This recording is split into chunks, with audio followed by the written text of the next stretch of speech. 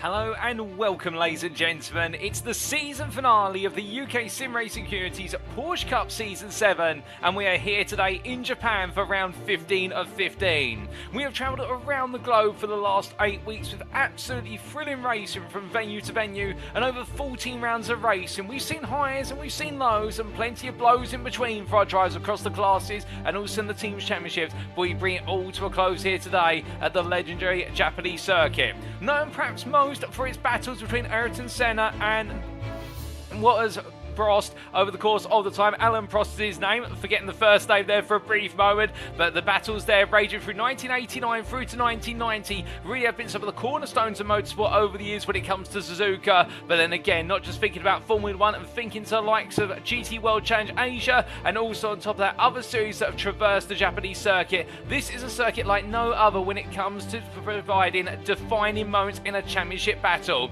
And indeed, with its 4 varied sectors and extended straights and also relatively narrow road surface, it is a track like no other when it comes to brilliant battling action. And what originally started off as a test circuit for Honda Manufacturing Company has evolved into an international wide version of a circuit which comes and goes with regards to its battling action from race after race, and it's one not to be missed. But as our drivers get ready to go racing today, you're tuned live for the official UKSimRacing broadcast, brought to you only on YouTube. And if you go to youtube.com and search for UKSimRacing or UKSR in short, you can be tuning in there. And if you are tuning in right now, make sure to subscribe to the UKSimRacing YouTube channel so that way you can stay up to date with all the latest broadcasts and other video footage that we do put out on the channel, including highlight reels and plenty more planned for 2023 and onwards. But as we get ready to go racing today, we say hello to you all in the YouTube chat. In the quarantine booth, you have myself, Paul TX141 Walsh, also known as Britain Spit, depending on what media you follow me on. Now we're bringing you all your racing action tonight and indeed for the remainder of the season. And it is only tonight, of course, and we've got plenty to talk about as well with regards to upcoming seasons after today. But let's stay here in the present and not look too far into the future as we get ready to go racing for the final time this season. And with this league being brought to you on iRacing, well, let's bring you that championship calendar thus far and what still lies in wait, and indeed what the simulators had in store for us has absolutely been fantastic. As we started off all the way back on the 29th of June at the Road Atlanta circuit in the United States of America. And at the roller coaster ride of road racing the first 2 rounds of the season, we got to see the debut of Olympus eSports in both our gold and also our silver classes. And in the gold class, it was the trio of Thomas Cope, Dan Sedgley and Patrik Thomsen who absolutely took the field by storm at the roller coaster ride course in the state of Georgia. And then a week later, our drivers made the way to Belgium for the circuit des Spa Francorchamps, and in round 3, our first endurance race round of the season, it was none other than Jeremy DeBova in the silver class, the home hero who made an absolute dominant display of the circuit and left the rest of the silver class standing in his wake.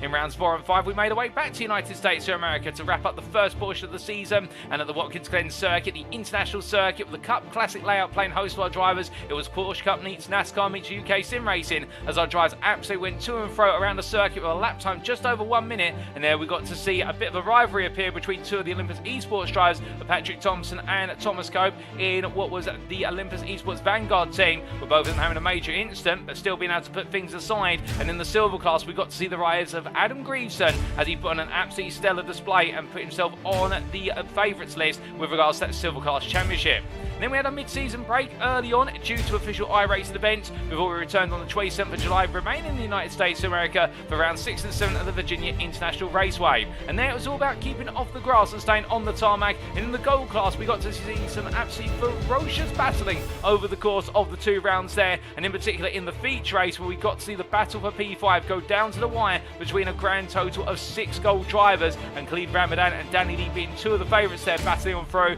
But also what we did get to see was Simon Bamber and also Paul Busby getting involved, and therefore all household names and all enjoying the racing. In round number 8, we made our way to Spain for the second endurance race round of the season. And that was at the Circuito de Jerez, and the Spanish circuit absolutely delivering with sweeping curves. And again, we got to see a Jeremy DeBova dominant day at the Spanish circuit. But also in the silver class, we got to see the rivalry of the 2 Chris's Ignite, with Chris Rance and Chris Edersford doing battle lap after lap for the best part of 25 minutes. And it would be Edersford that would come out on top. Then rounds 9 and 10, we made our way back to the United States of America for the final time this season. And that was for the Road America circuit. And while the Wisconsin State circuit circuit, absolutely delivering on the centre stage. And there we got to see Philipp Hammer try to mount a counter-attack in the gold class versus Thomas Cope, but it was Cope who was able to pull off a brilliant double podium there, including a win, which did see him start to extend his lead into the fortune, whereby Philipp Hammer would find himself under pressure for the remainder of the season. And in rounds 11 and 12, we made our way to the neighbouring Canadian circuit of Montreal's with Circuit Charles Villeneuve, and then the hybrid street circuit. It was all about keeping the car out of the wall, and we got to see once again a phenomenal display for our gold class drivers, and Philipp Hammer versus Danny Lee in the feature race. Well, Danny Lee trying to bring on home his first win of his UKSimRacing Porsche Cup career,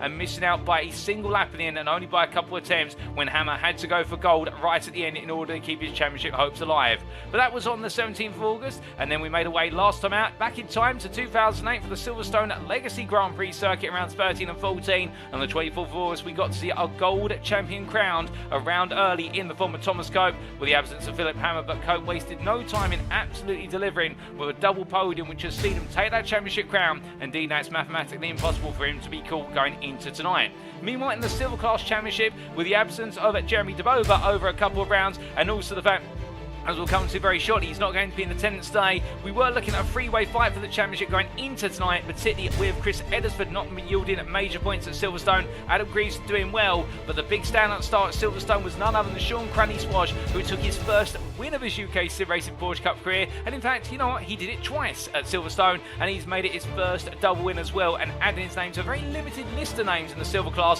where a driver's gone on to take both the wins in the sprint and feature in a double-header round. But here today, we're in Japan on the 31st of August at the Suzuka Grand Prix circuit, and well, before we come onto the circuit itself and talk a little bit about it, let's recap the championship standings after 14 rounds. And we start off with the Gold Drivers' Championship, and as we mentioned only moments ago, Thomas Cope now has taken that championship crown a round early, and on 234 points to the 155 of Philipp Hammer, he is unassailable. But meanwhile, the battle for P2 is still going strong, with the Team Germany driver under pressure of Olympus eSports Vanguard's Patrik Thomsen, and Thomsen looking to make it an Olympus eSports Vanguard 1-2 in the championship, and they'll be absolutely encouraging him, giving every single bit of encouragement to make sure he's able to take that position away. But Philipp Hammer is in attendance today, and you can be assured as well that he'll want to become runner-up as a minimum, as he will be losing that champion status come the end of the season after taking it twice in a row. In P4, Dan Seji for Olympus eSports Titan. He's also in the mix there for P2, albeit further back by 16 points, and the other sizable gap of almost 40 points there, 39 to be precise, to Danny Lee in P5. How the battle for P5 is on between him and the New Zealander of Corey Lazarus, with Blackout Motorsports driver there on what is only a point off right now, and he's eager to make headway into the top 5, and really will feel as though he deserves it just as much as Lee does. And then it's a further 10 points to Igor Koz, the FTR eSports driver. Well, we've got to see some absolutely phenomenal performances in the second half of the season from the German driver, albeit I can't see him in attendance currently, but if he is able to join, we've got to keep our eyes on him and the fact he'll want to be a top 5 finisher as well. And then the late charge of James Parker for iRacing DCW Racing. Well, he's into P8 now, 66 points, and he has the best part there of what is 28 points between himself and Simon B. Bamber. The UKSimRacing admin team drives 1 point clear of Paul Busby for Effect Simulations, within the best RSPLM being Emil Koopmans for Apex Missers, only 3 points outside the top 10. And it's Samuel K. Sprout, Khalid Ramadan, Joe Newman and Nathan Foster who complete your top 15. The two Empire Motorsport drivers, they're separated by only 4 points. And just outside the top 15, based on result countback only, is Jack Atkinson for UKSimRacing admin team, with 4-point advantage over Ryan Walker, who's on 14 points, and it's Dean Powell, Lee Deamer and Mark Jones to complete your top 20. Lucas Romano sits outside the top 20 based on result countback in P21 for DBR, and he is 2 points clear of both Roxanne Marshall, Lee Holmes and also Lars Witzig, with Stefan Livesic P25 and yet to score any points on the gold standings table, Marcel Fridge and Ashley England. And then come to the silver class, and this is where all the attention is turned, and it is the battle to be the silver class champion. Chris Eddersford leads the way on 147 points for UKSimRacing admin team, and we mentioned only moments ago you won't be seeing Jeremy Debova on the grid today, and that's because he is serving a race ban which he picked up for an instant at Road America. And it's unfortunate because the D-Bar Moment Challenge driver arguably was the favourite going into tonight, with the fact he does have 2 sets of 0 scores, and one of them will be dropped but the other one he can improve upon, but therefore the D-Bar Moment Challenge driver will will find himself now sitting in P2 at the best. For 3 points behind him is Adam Greason for FR20 Sim Racing, and he's only 10 points off of the championship leader, so it's the battle between Edison and Greason tonight. But Greason will know he's got a long way to come back from if he wants to get this done, and Edison just needs to finish immediately behind him in both races. Steve Hobbs, the second place FR20 Sim Racing driver in this order in P4. He's a further weight 24 points behind and looking to try and spur on his teammate and support him as much as possible today. With Glenn Humberstone P5 at ATEC Racing. And really holding on to that final top 5 spot by 10 points over Sean Cranny Swash. And watch out for the 24-hour Punty People driver, who'll be eager to try and get into the top 5 after his stellar performance at Silverstone. And can he go the distance? And will Chris Rance just behind him by 3 points for CS Sim Racing UK? It's been a difficult last couple of rounds for the CS Sim Racing driver, but still he'll be thinking about what he can do in order to get into that top 5. Alex Hiscock's P8 on 66 points, 9 points clear of Cameron Smith, and then Sean Dobie completes your top 10 there on 54 points, 15 points clear of Wayne Bassam. The FR20 Sim Racing driver definitely having a difficult midpoint of the season and falling outside the top 10, and he's only 3 points clear of Alistair Hatcher. You then have Jeremy Story, DDD Valemi, and Mark Oliver complete your top 15, 1 point to Jules Bouts in P16, and then we have Richard White on 10 points, 2 clear of Paul Joseph Cliss for Olympus eSports Titan, who picked up some of his best performances of the season at last time out, and the same for Aaron Tresler for Tresler Racing. The last time we saw him, he was on a roll, but we haven't seen him over the last couple of rounds. And then Steve Lapwell completes your top 20 for CS Sim Racing UK, head of Daniel Fritz who's on 0 points, and Craig Shield completes the standings on -3 due to post-round penalties. And then coming to the team's championship standings, and here we can see Olympus eSports Vanguard have taken up the crown with a round to spare on 372 points, and they are unassailable versus Team Germany now, who are on 157. But look at that in the battle for P2. Team Germany, Olympus eSports Titan are only separated by 26 points, and that is a margin that could sway today. Blackout Motorsport in P4, they're slightly out of the hunt for the top 3 currently, unless they pull off a miracle performance today, and instead now they'll be focused on trying to consolidate that P4 versus FTR eSports, with AI Racer and DCW Racing only 4 points out, in fact 5 points outside of the top 5, and also in the hunt, and it's UKSimRacing admin team in P7 on 55. From them, it's a 17-point gap to Empire Motorsport, with Effect Simulations a point behind, and then Apex Missiles complete your top 10 on 32 points, and then 7 points to the Bester SP11 Somsport, with FR20 Sim Racing, Clicks Racing, ATEC Racing, and DBR by Change completing your top 15. 2 points off the top 15 is Fix Auto Aberdare, with the Welsh outfit then being followed up by 24-hour Punty People, and it's ATEC, CS Sim Racing UK, and DBR complete your top 20, with Tesla Racing and Top Gear Sim Racing both sharing 2 points there, P21, P22, and Whiskey Runners Racing and Team Wales yet to score any points and sitting at P23 and P24. But going from our standings then to our circuit for today, where it is the Suzuka International Racing Course as it's 9 in full, and our drivers will be taking on the full Grand Prix layout of the circuit located in Suzuka City in the Mie Prefecture of the Kansai region of Japan. And as we can see from the circuit map provided us by iRacing.com, this circuit is perhaps known at best for its figure of 8 layout, one of only 2 FIA Grade 1 circuits in the world to have a figure of 8 layout, where one portion of the circuit runs over the top of the other, and in this instance it's the back straight up towards 130-yard corner at turn 14, which runs over the top of the exit at Degners 2 at turn number 9 in the charge up towards the turn 11 hairpin. But this circuit, a test circuit as originally conceived by John Hugenholz, the designer for the Honda manufacturing company, and our drivers will be put to the test today in the fact the 4 sectors around this circuit are 4 very unique sectors. The first 2 being focused around handling and technical aspects of the car, and the latter 2 sectors being focused around power and straight line speed, plus also some high speed handling. And as our drivers make their way across the start finish straight and down towards turn number 1, they're going into the turn 1 bend, which is made up of turns 1 and 2, a trail braking zone through turn 1 into the sharper right hander at turn number 2, where it's all about the late apex, while they make their way up through the S's of turns 3, 4, 5, 6 and 7, charging through into a left-right combination with the average apex speed gradually winds on down before it roars back up through the left hander at turn number 7, and into sector 2 they go.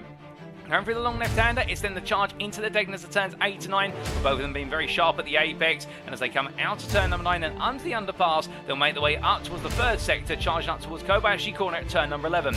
Named after Kobayashi when he made in fact it was 6 overtakes in the Suzuka Grand Prix back in the year of 2011, if my memory serves me correctly. But as they come into what used to be known as the hairpin, the slightest corner on the circuit, they'll battle on the brakes there before making their way out to turn 11 and through the fast right-hander at turn 12, all the way out to Spoon Curve at turn 13, 13, with 13A being the more flexible opening apex left-hander, and then it's a much tighter left-hander complete spoon, but also on the bump in the middle of the road, and that can catch some drivers out as they look to return to full throttle as soon as possible and charge their way down the back straight up towards turn 14. Coming through the left-hander, 130 are the fastest corner on the circuit. There it's all going to be about throttle control and managing the aero. And out towards the final heavy braking zone, a Casio triangle chicane at turns 15 and 16. Our drivers will cut their way between the two apexes before coming through the right-hander to complete the lap and do it all over again. But to remind you of our rules for today, because it is an endurance race round, it means that the qualifying format shall be open, where all the drivers are on the circuit for the best part of 30 minutes to set their best possible time. And drivers may not reset to the pits outside of the pit lane at any point. If they do so, it'll end their qualifying session automatically. Race-wise, there's going to be a single 45-minute endurance race today, with the race commencing by a standing start, as is the tradition of the UKSimRacing Porsche Cup, and the endurance race grid shall be set based on results of qualifying. There are no mandatory pit stop requirements in the endurance race, and we're not expecting any pit stops here today, even though the rate of tyre degradation is absolutely painful around here. We'll talk more about it in due course. And the drivers shall receive a drive-through penalty if they accumulate 24 or more instant points, and the points awarded for this round will be the combination of the traditional sprint and feature points format, which means for a win it's worth 38 points in total, the maximum possible if you were to take a win in the sprint and feature race round in both of the races. But that's enough rules, regulation, everything between. You're all here for the racing, and as we start to make our way into qualifying, let's take you through that schedule. Times in British summertime, that's BST or Universal Coordinated Time +1, UTC +1, and as we can see, in what is going to be just now, going on for 30 minutes, we do have the qualifying session, after which we'll make our way straight to the grid for our final race of the season, the 45-minute endurance race, and who will come out on top. That is the big challenge facing our drivers, as we have relatively warm conditions here today, a 24-degree ambient temperature in centigrade, and that translates into a 42-degree track temperature, so it's a boiling hot track, and therefore all the drivers are going to be feeling that heat from the outset. We're straight into qualifying we go then, ladies and gentlemen. Still 29 minutes on the clock here, as we say hello to a good number of you in the YouTube chat, and we do include Olympus' own Thomas Cope there, who says Olympus hype train. This is Olympus. Also, we say hello to Steve Hobbs there, who's cheering on Adam Greaveson, hoping he'll smash it today. We also say hello to Craig Tillerston, who is cheering on Adam Greaveson for the championship win in the silver class, and saying come on FR20 sim racing. We also say hello to Sean at Cranny Swash there in the YouTube chat, albeit I believe he will hop back in the car very shortly. And we also say hello to Medmo, or Matt Edwardson there, the producer of that wonderful intro for season 7 of the UKSimRacing Porsche Cup. And I have to ask you, Matt, are we expecting to produce an all-new one for Season 8, or could it be a little bit of a cat out of the bag there in regards to Season 8? But I think you'll guess there's going to be a Season 8, and we'll talk more about that come the end of today's broadcast. But I hope you're doing well, Medbo. And he says his internet's dropping out, but it won't stop him from watching, and that's the spirit. Don't let it hold you back. But as Cone makes his way on through Spoon and down towards the back straight, the big question you may be asking at this point is, what can we expect with regards to this qualifying session, and what is going to be key to achieving pole position here? When I start the car for Suzuka, this is really a circuit where if you set the car up for straight line speed, you're going to be punished with the first border lap towards Spoon curve. Conversely, if you set the car up for handling, you're going to gain massively in the first two sectors, but you're going to lose out in the latter half of the lap. So you need to go for a setup that is either balanced or more so towards your liking, and enables you to get the most out of the car as you make your way on around this legendary circuit. And then on top of that as well, in order to go for pole position in this qualifying session, you need to have a command of exactly where you return to full throttle. This is a circuit where every mile per hour gained coming out of a corner, and even on corner apex, is the difference between you being on pole by 10th of a second or you being behind by 2/10 of a second in second place. And as the drivers make the way on through here, they'll know that, and also they'll need to keep in mind that with those very high track temperatures around here, the circuit is definitely going to be more like an ice rink. And the reason we say that, it does sound a little bit contradictory, is in the fact you have to tiptoe around here when the temperatures are that high, and if you even dare make a slide on the car in terms of sliding on those tyres, well, the tyres will be spoiled, they'll overheat, and that is your lap done and dusted. In terms of the next corner you go into, the car is going to feel absolutely uncontrollable. And as Marshall makes her way onto a first flying lap, looking at very smooth there on the warm-up lap and staying over to the right hand side with the 912 coming up behind, and that is in the form of what is that, I do believe, Simon Bamber, running a new livery for today as he comes on down towards the opening braking zone. I think still getting himself set up there as he comes on through and looking to put in another warm-up lap rather than going immediately into a flying lap. And I think a lot of drivers may be investing in this and really being conservative with the amount of time they take in order to get themselves set up for the first lap. But as we do look to Daniel Sedgley, or Dan Sedgley as he's known to his colleagues, and as he makes his way through turn 6 into 7. With those higher temperatures, the other thing you've got to keep in mind here is that in terms of slipstream, our drivers will not want to be in the dirty air of another car. The only place they'll want that is going down the back straight towards 130R outer spoon, and potentially also in the run out of the turn 11 hairpin all the way through turn number 12, because otherwise in that dirty air it is going to take a huge amount of rotation off the front end of the car, and in return that is going to cost you a lot of time, particularly in the first 2 sectors. But even as you make your way into 130R, you are going to feel that loss of front downforce, and well, we'll see very shortly just how quickly our drivers go through 130R, and well, you'll then understand why the loss of downforce is going to be severe, given the fact these Porsche 992 Cup cars, well, they don't have that much downforce to begin with. Unlike their dedicated GT3 brethren, if you will, they do have that huge rear wing and also some aerodynamic bodywork over the front and also the rear arches. But beyond that, it really comes down to the fact you've got to use that wing as much as possible and your own abilities as a driver. And when you add in the fact there's no anti-lock braking system, alternatively traction control to the car, you really are having to do everything manually. As we get our first times coming in on the board, and well, we do see Adam Greaveson there, as we do say hello to Wayne Basson, who's watching on from Florida, missing the racing, and well, I hope you're doing okay, Wayne, in Florida. We have been hearing recently about the hurricane, the Category 4 hurricane that's been hitting the southeast coast of the United States of America and some parts of Florida, being right on the path of that. And to you and everybody out there right now experiencing it, we do hope you're all well and coping in what is a difficult time, and the feelings of UKSimRacing are definitely going out there to all those affected. And well, Wayne Basson cheering on none other than this man, Adam Greaveson, as he looks to overhaul a 10-point deficit to Chris Eddersford and take home the Silver Drivers' Championship this season. And both he and Eddersford have never picked up a championship in the UKSimRacing Porsche Cup, so therefore they'll both be first-time champions today if they do pull it off. And well, with that, we may see them get promoted to the gold class for the next season, as has normally been the way when a driver has taken the gold class championship, and on top of that, normally the runner-up has also followed them on through. And we just need to look at the example of Roxanne Marshall being up into the gold class this season, despite being runner-up last season, and that goes to show you we do promote those drivers as the skill level continues to rise. But as we do speak about Roxanne Marshall making her way around, but we're looking at Adam Greaveson.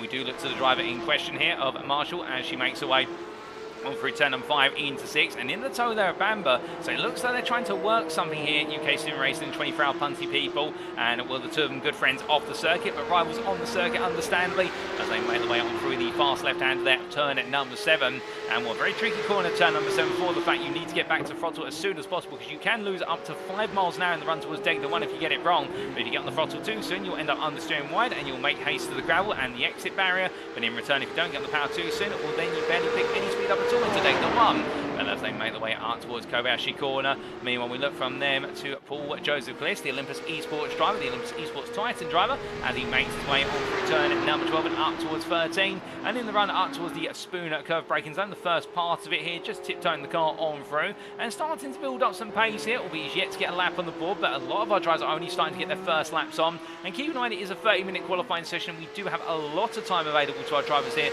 They are not necessarily compressed to a time compared to the 8-minute qualifying sessions we typically see in the sprint and feature race rounds. And well, when we have been there at Suzuka, such as at last season where we had a sprint and feature race combo, some of you may remember in those 8 minutes our drivers were only able to get 2 flying laps in, or they had to make that balanced judgment on whether to go for 2 warm-up laps and then a fast lap, or alternatively go for a single warm-up lap and compromise the 2 fast laps and try to find a middle ground. And that is the challenge there in the sprint and feature combination, as we see Callista making his way into the pit lane. So he's decided he's not happy with the way the car's set up right now, perhaps wanting to change the tyres as well. But meanwhile, Daniel Sedgley goes in to P3 on a 203.354, but the man right now who is looking very strong, and well, we didn't get to see him at last time out. It was a shame we didn't get to see him at Silverstone, but we're glad to see the Team Germany driver here today, where it's Philipp Hammer, and he is currently 6/10 faster than anybody else out there. And well, right now looking to end his season on the best possible Hawaiian 9. He won't be gold champion, but he'd love to be a runner-up here and still have those bragging rights to say that he prevented the Olympus eSports 1-2 in the gold championship.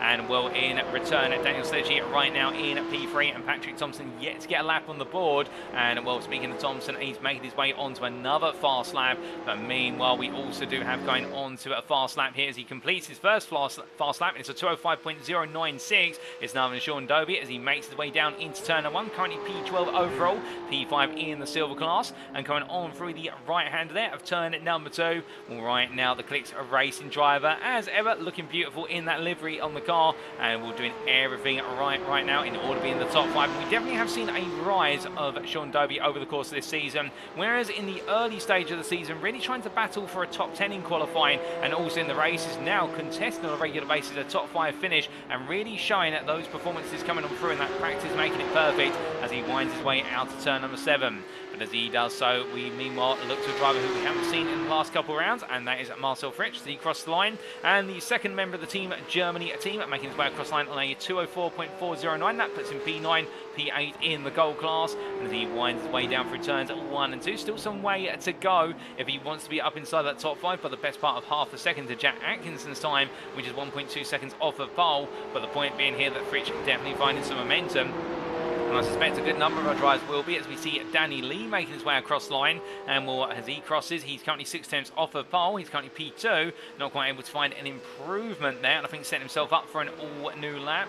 But then we do have Thomas Cope making his way across the line, and well champion already, but he's still pushing on here and would love to go a bit faster, and he goes at pole position out on a 202.560. It's only 900ths faster than Philipp Hammer, but the gauntlet has been laid down here, and I think Cope, as he was saying to me and saying to all of us in the post-round interview last week, that really he's seen tonight if Philipp Hammer's on the grid as the championship battle night, or the last gasp, if you will, and getting to try and achieve those bragging rights over Hammer beyond taking the championship at Silverstone. And we can understand, because I think he was very highly keyed up for that battle with Hammer at Silverstone, and we are going to get that here today. And well, it won't quite be what is Prost versus Senna vibes in terms of contact between them, or indeed any instant between them could decide the championship, but you can get a bit of an analog there with regards to two champions battling, as we do see Cope making his way on through, albeit slowly, through turn number 7. And I think just winding the car down slightly here and getting himself set up for the next lap. And I think, in fact, trying to partner himself up with Daniel Sledgy here and give Sledgy an opportunity to pick up a bit of slipstream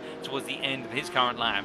But as they make their way on around, we do look to a little bit further afield from the Olympus eSports drivers to your double winner from what is last time out. Well, it's not Paul Joseph Clist in the silver class who picked up the double win, but he comes across line, and we just see him there making his way onto a new fastest lap.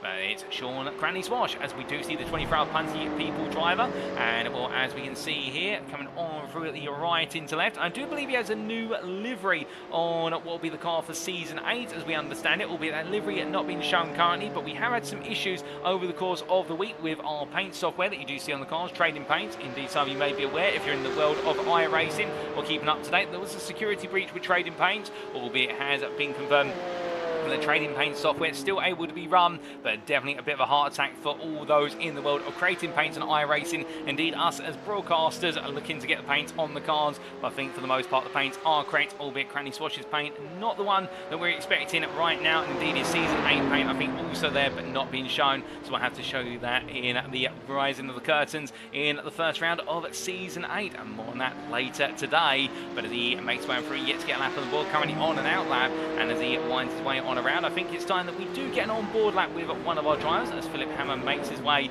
through the Casio Triangle chicane. And we're going to jump on board here with the Team Germany driver as he takes us around for a flying lap of the Suzuka Grand Prix circuit.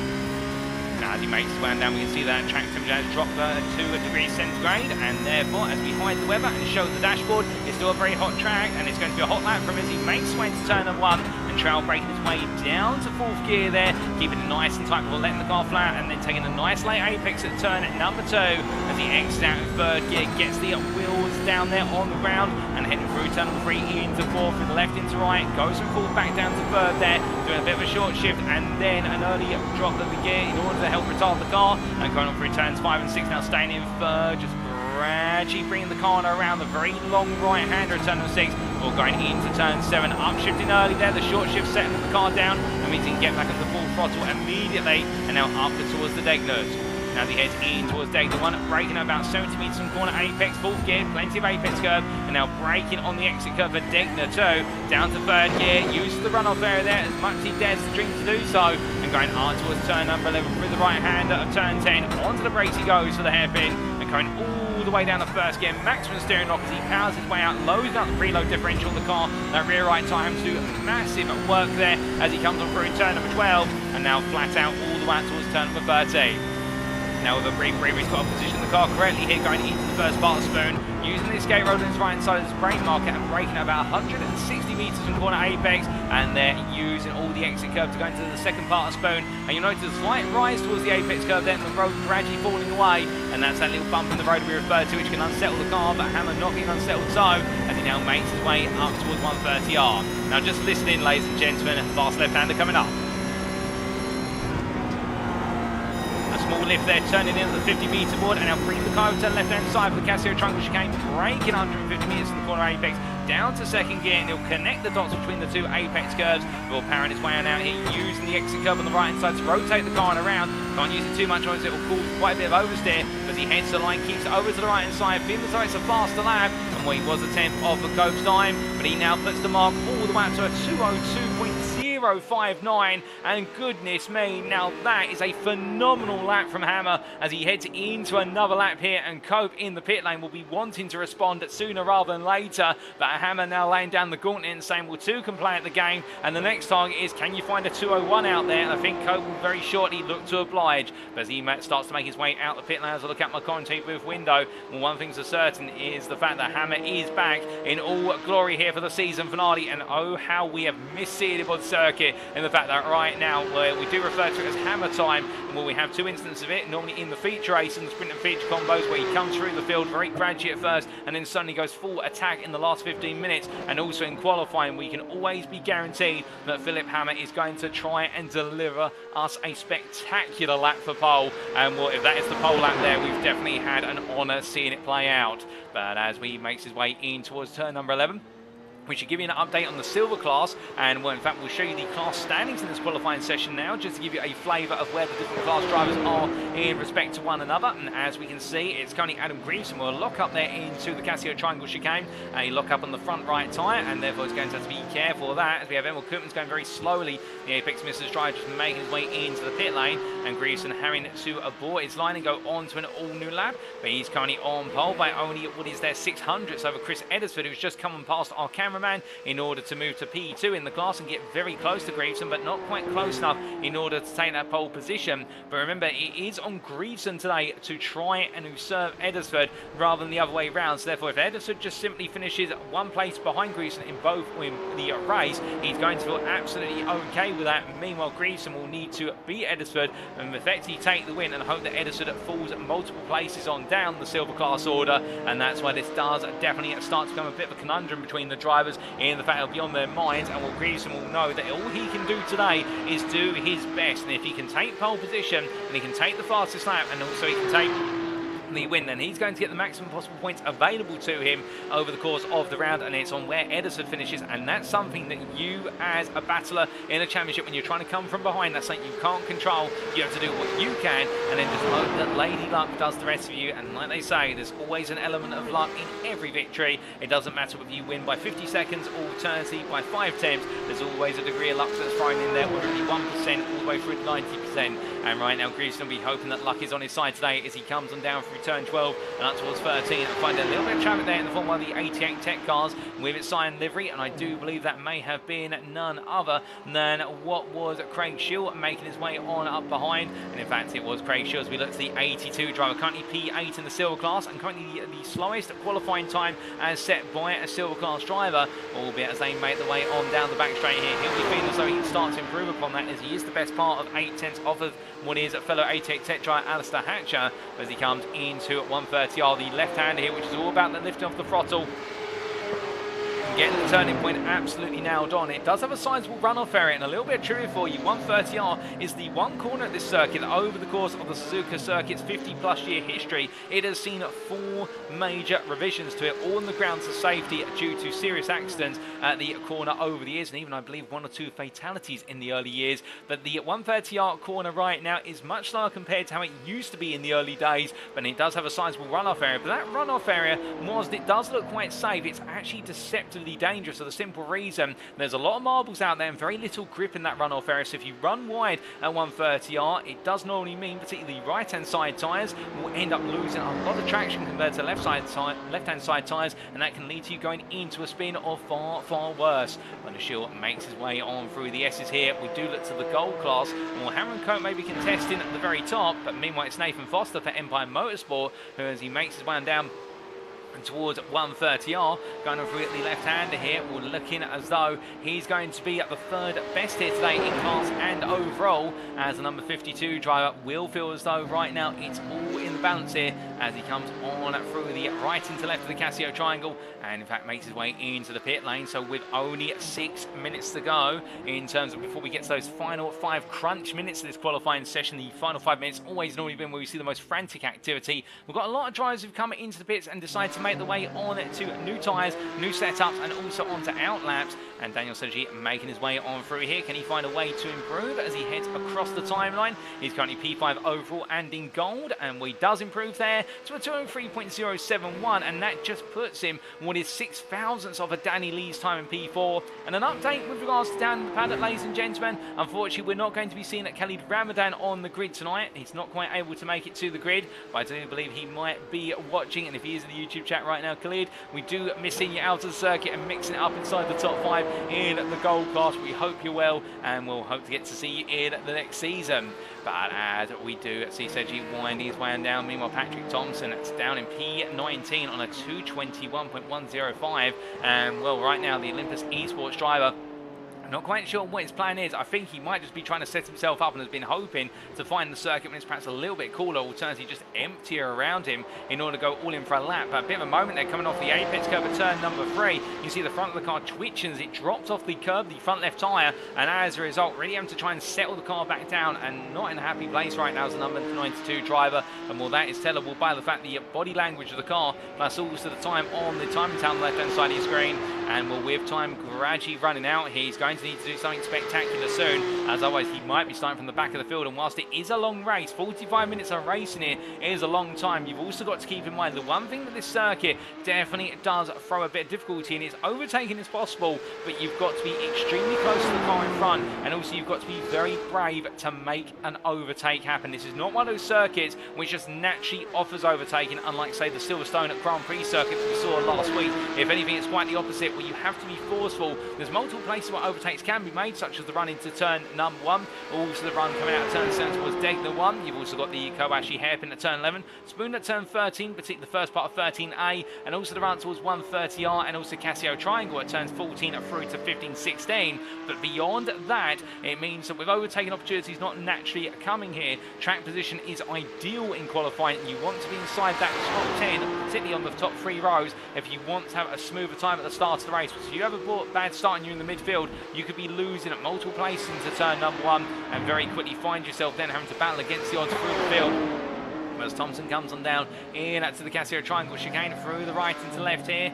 Will now get himself set potentially for another lap as he comes on down through the right-hander. And what's it going to be this time round? Will it be significantly faster? I think it may be, given he's improved in the first and last subsectors. And he goes up to P3. There does the Olympus eSports driver on a 202.719. Well, not quite close enough to change for the front row, given the fact he is almost 6/10 off a Cope's time. And he has a little bit of a drift there into turn number 2, pushing a bit too hard. And the tyres not giving him the grip, but the key point being here is now it definitely looks as though Thomsen getting himself set to try and battle for what will be the win of this race, or at least to get ahead of Hammer. Remember, he will need to beat Hammer if he wants to try and make it a 1-2 for Olympus eSports Vanguard in the Gold Class Championship. But speaking of Philipp Hammer, he still holds pole position, albeit the margin now down to what is 7.5 hundredths. So he almost loses it there coming out of turn number 7, getting a bit too aggressive with the valve pedal, and he now brings himself back down to earth with regards to the usage of the throttle pedal. It does seem as though Cope is starting to encroach, but the key point being Hammer still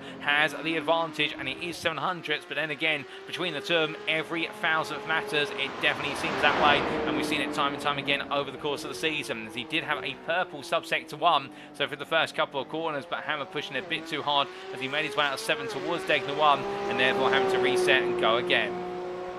But meanwhile, we do look to Mark Oliver as the 88 Tech driver comes up through turn at number 7. No such sign of getting it wrong there through the left-hander this time. Here's Craig Shield for company just in front, and we're getting a bit of a distant tow there of the Porsche 992 Cup car in front of him. And well, I think he won't be too grateful for that distant tow initially, but in the more technical aspects of the circuit, as he comes out of Degners 2, you can see that Shield's moved aside, and there I think he would have liked to have Shield in front of him going all the way out towards turn 13, at which point he would have then politely asked Shield to move aside into Spoon Curve, so that way he would have gained a little bit of lap speed, making his way on through. It would have been worth about 2 to 3 miles an hour in the run through turn at 12, which he's just about to do.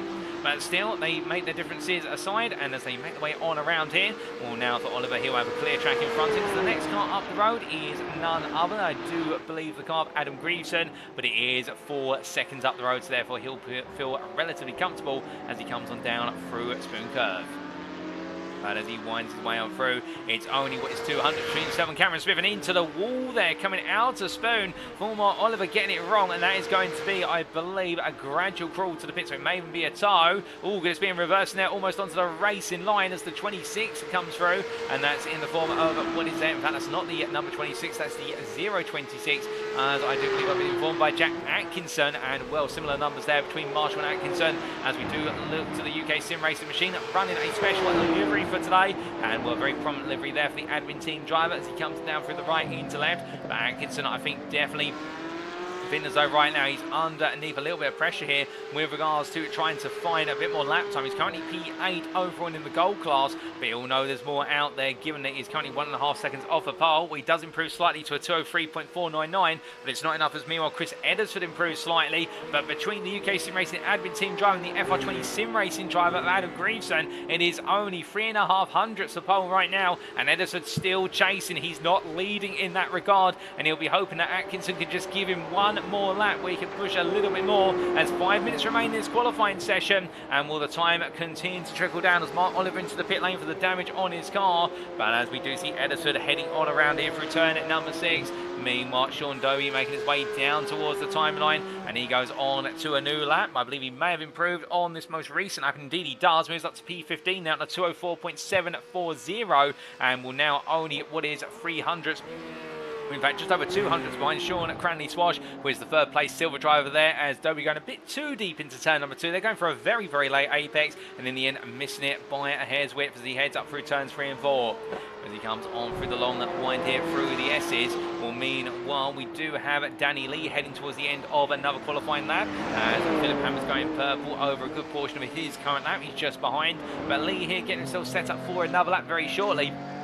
And the privateer here hoping that he can get a little bit closer to that second row of the grid once again. He is currently 2 attempts off of it almost versus Nathan Foster in that battle for P4 on the grid. But as he crosses the line, well, it's not going to be an improvement this time around. But meanwhile, Philipp Hammer crosses the line and he extends that pole position to a 201.914. It's now 2 tenths clear of Thomas Cope, who does improve to a 202.085. But Hammer, the first one to break into the 201s, and Cope not quite there just yet. He's still a tenth off of doing so, and then he'll have to make a further half a tenth or so if he wants to take that pole position back. But Hammer starting to put it out of arm's reach. But again, we've still got 4 minutes plus overtime for the final lap of this qualifying session. Could we see a potential switch right at the end, or will this go the way of Hammer and he'll want that pole position? He'll want that right to say he's taken pole in the final endurance race round of the season, but Cope also be very eager to do so, and I think Cope right now just setting the car up for one last blast at trying to take that pole position back. But as he heads on through it, meanwhile Nathan Foster comes across the line and he improves in P4 to a 202.823, and will that lap time continue to rise there for the number 52 driver as he comes on down through the right hander of turn number 1 into 2, and I think feeling as though at this point things are gradually coming forward for him as he makes his way on through the left into right. As he clears turns 3 and 4. Meanwhile, we do have Sean Doby getting it very wrong. They're coming out of the final corner and into the gravel trap he goes. And we will be able to get that car turned around. He hasn't got too many cars coming his way. In fact, he will be towed to the pit lane there. And, well, that may be his qualifying session done and dusted as a result. I don't think he's going to be going back out again. I don't think he'll get a lap in just in time. So he's going to call his qualifying session over and done with. But meanwhile, that's going to put him P15 at best, P4 in the silver class. As meanwhile, Marshall improves to P9 then at 1:03.679. That's P9 overall and in gold. As we show you those class standings briefly, and as we can see, it is now 3.5 hundredths between Edisford, who's on camera, versus Greaveson for the silver class pole position. Meanwhile, in the gold class, it is still 1.7 tenths between Hammer and Cope, with Hammer being the pole sitter currently. So time is of the essence now between all of our drivers. And well, meanwhile, one driver who is on a mission here to improve is Olympus eSports Daniel Sedgley, the Titan driver, coming through the right into left here. And as he clambers his way over the apex curves of Casio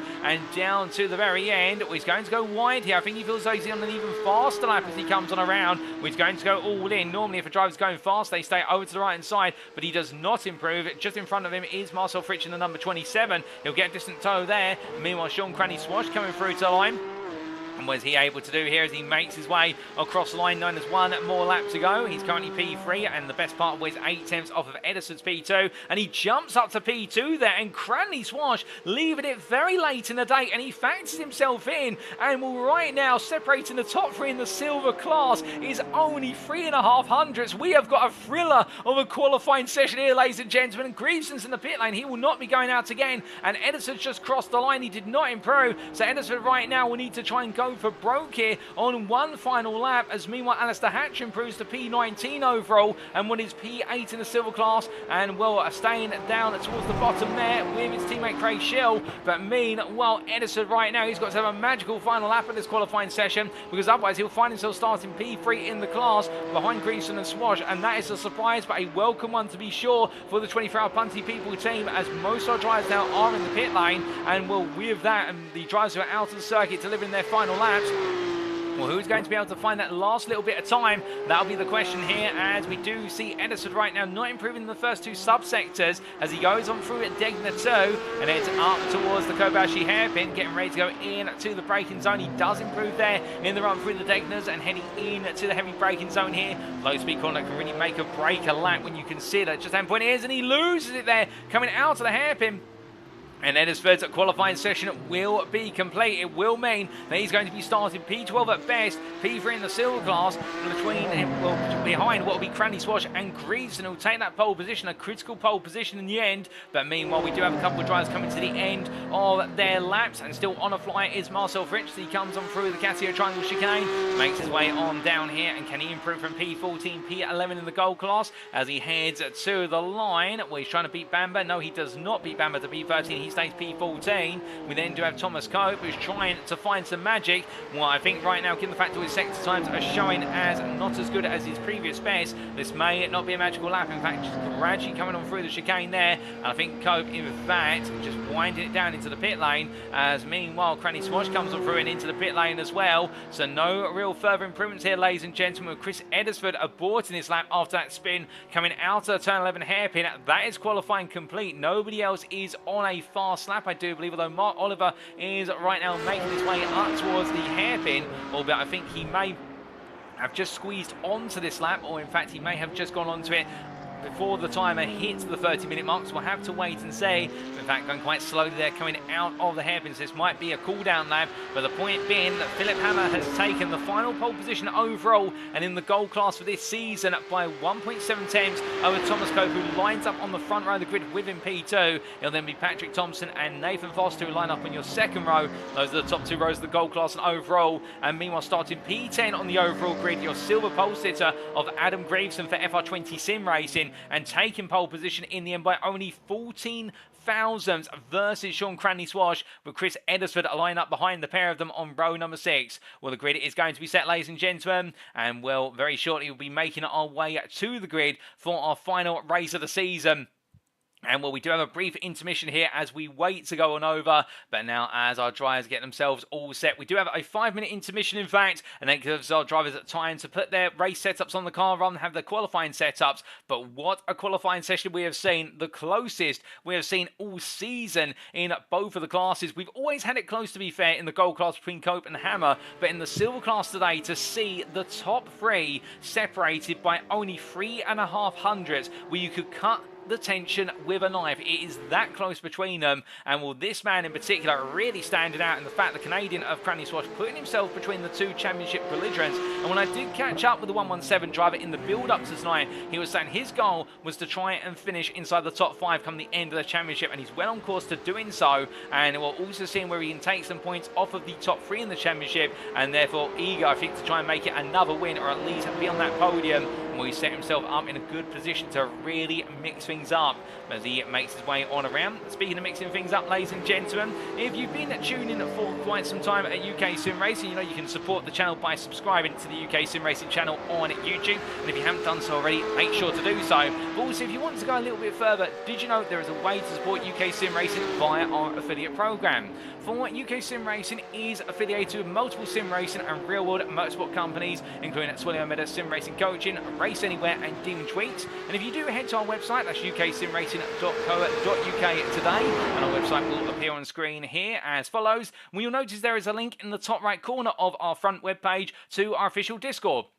Now, why is that relevant, and why would it be of benefit to you? Well, firstly, if you ever want to be on the grid for any of our series, alternatively our one-off events, it is a mandatory requirement that you do join the UKSimRacing Discord, and that is for the purposes of staying up to date with developments in the series, but also being able to join the pre-race briefings. But also, we have an absolutely wonderful community at UKSimRacing, and it's continuing to grow, and we'd love to have you a part of it, a very friendly atmosphere. But most importantly, perhaps, some of our affiliates only provide discount codes which are available on the UKSimRacing Discord.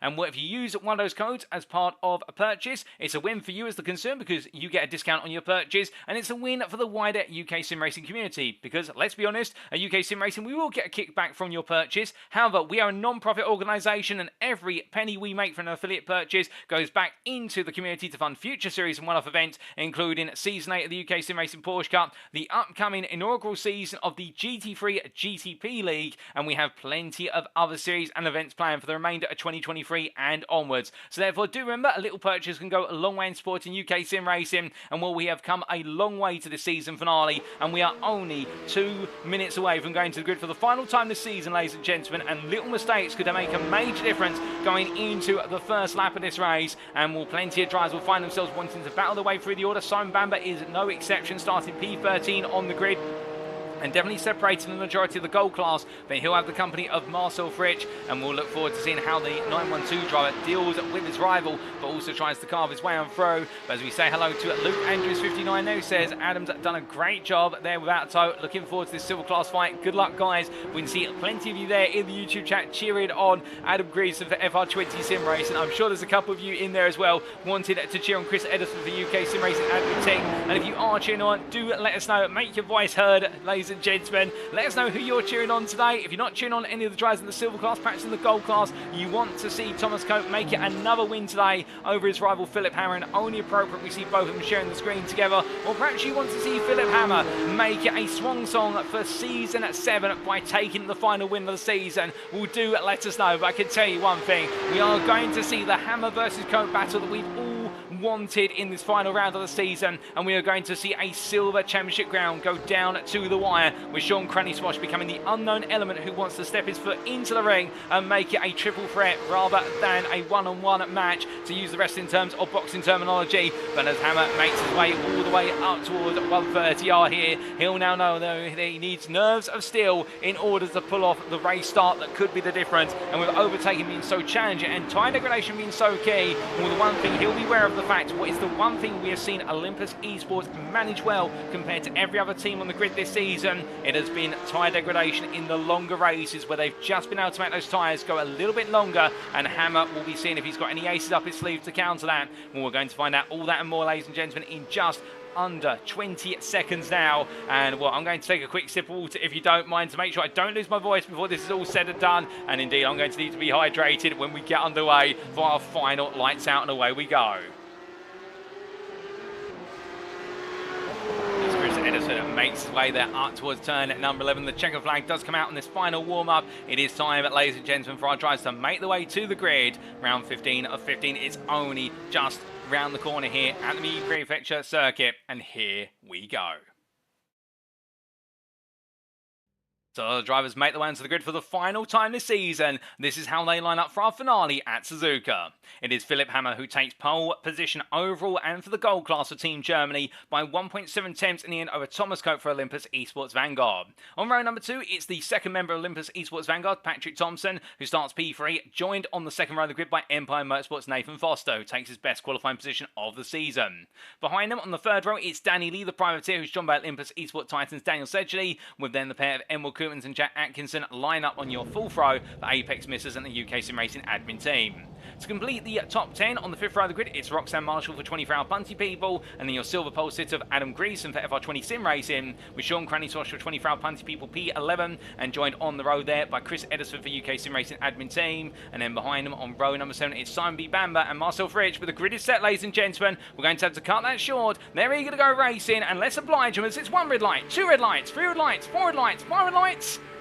And it's lights out and away we go for the endurance race at Suzuka, and Philipp Hammer gets a good start. But as they make their way up the gears now, watch as Cope's going to try and come back on the inside. And as they come into turn and one, it's going to be side by side into the apex, and Cope is there. Hammer's on the outside here, and Cope, maybe I'll get this done. But Hammer's not going to back out as they make their way on through. 2 wide as they exit the corner. But eventually that circumference is going to go to bite Hammer, and Thomas Cope takes the lead after the first 2 corners. But as they wind their way into the S's now, it's going to be line astern from most of our drivers as they make their way uphill here, and no real overtaking opportunities at this point. Going all the way through it and down through turn number 6. Everybody clustering together here. Danny Lee trying to make some progress behind Nathan Foster, getting very close there through turn number 6. And I think feeling as though the car switched on a little bit earlier compared to Foster as they make their way around turn 7 and up towards the Degners. But meanwhile, further behind, it's a great start from Adam Greason in the silver class. He holds on to the lead, but Sean Cranny-Swash here right now having to try and bottle in every car behind, including Simon Bamber and Chris Edisford, as they all make their way through the Degners for the first time, asking what car off and a low smoke up there. And I believe that is Nathan Foster who's had it go very, very wrong at Degner too. Not quite sure what's happened as we see him rejoining the rear of the pitch there. I think he's gone to the wall, perhaps a lock up under braking on cold tyres and hard brakes. But meanwhile, Cranny-Swash, well, he's made a good start, got ahead of Edisford, and Edisford by comparison has gained some overall places. Hasn't really gained in terms of position versus silver class peers, as he's now got the pressure of Sean Dobie behind him as they make their way through turn number 12, but charging away on through the right hand and up towards turn number 13. We'll notice how they go here into the braking zone, but everyone very quickly starting to settle down into what is a line and stern formation here for the simple reason they'll now start to bring the car up to temperature, and it's he or she who brings the car up to temperature the fastest who can make some early ground before they all start to neutralise on one another. Speaking of which, here we look to your leaders, and we'll Hammer taking a peek there versus Cope into 130. Oh, he's thinking about it, but I think he's also thinking there's more than one lap to this race as they make their way down to Casio Triangle for the first time under race conditions. Hard on the brakes they go. This is where we could see some lockups early in the race, and right now Cope holding on here as he makes his way on down through the final corner and to the end of lap number 1. So after 1 lap of race, it's Thomas Cope who leads ahead of Hammer P2, followed by Patrik Thomsen P3. We then have Danny Lee at P4 ahead of Koopmans P5, then Sedgley P6. Your silver leader Adam Greason at P7 there ahead of Sean Cranny-Swash P8, Simon B. Bamber P9, and then we have Chris Edison P10 ahead of Sean at Dobie Besteres P11 as they all make their way down. Meanwhile, further back, we do have some battling here between Jack Atkinson and what is, I do believe, Cameron Smith as they go 2 wide. It's going to be 3 wide here at the braking. But Atkinson backs out. It's going to be door run between Smith and Paul Joseph Cliffs as Atkinson goes deep now. I think misses his braking point entirely. Further contact between Smith and Cliffs, and they both make their way to the grass here and both waited to rejoin. It's almost as if their cars are conjoined at the hip, but they're not in entirety. And as they make their way back on, a difficult moment for the pair of them as meanwhile Roxanne Marshall into the pit lane and Cameron Smith and Paul Joseph Cliffs right now trying to return, and both of them eager to make their way back on, but a difficult one for the pair of them. But meanwhile, looking from them back to Atkinson. Well, whilst he's been able to steer clear of the danger of the 2 silver drivers, he's also had a very difficult opening lap, and going on to lap number 2, we can show you the relative gains between the drivers here overall, and you can see one of the biggest losers, in fact the biggest loser at the start of this race, Nathan Foster, for that instant at Degner 2 on the open lap, the corner he's just passed through in fact. And as we get ready to show you a replay of that, well, the other biggest loser has been Jack Atkinson, who's lost 7 places, but meanwhile the biggest gainer on the grid was this man, Alistair Hatcher for 88 Tech, who's found his way up to P12 from P19 overall, and that's 3 places gained in the silver class as well, up to P5 in class, as he's found his way ahead of Mark Oliver and also Cameron Smith and Paul Joseph Clears. But as he makes his way up towards Spoon Curve this time, he'll know that those gains now need to be matured and gradually nurtured. He can make even further progress, as it looks so. In fact, Mark Oliver trying to come after him now as they make their way down through the second part of Spoon. Now, if you do see the overlay disappear and reappear, don't worry, you don't need to adjust your TV set or alternatively your PC. That's on our end, ladies and gentlemen. We get our track map back for you from the top right corner of your screen. We couldn't be without it for this season finale. And as they make the way out towards 130R, you can definitely see right now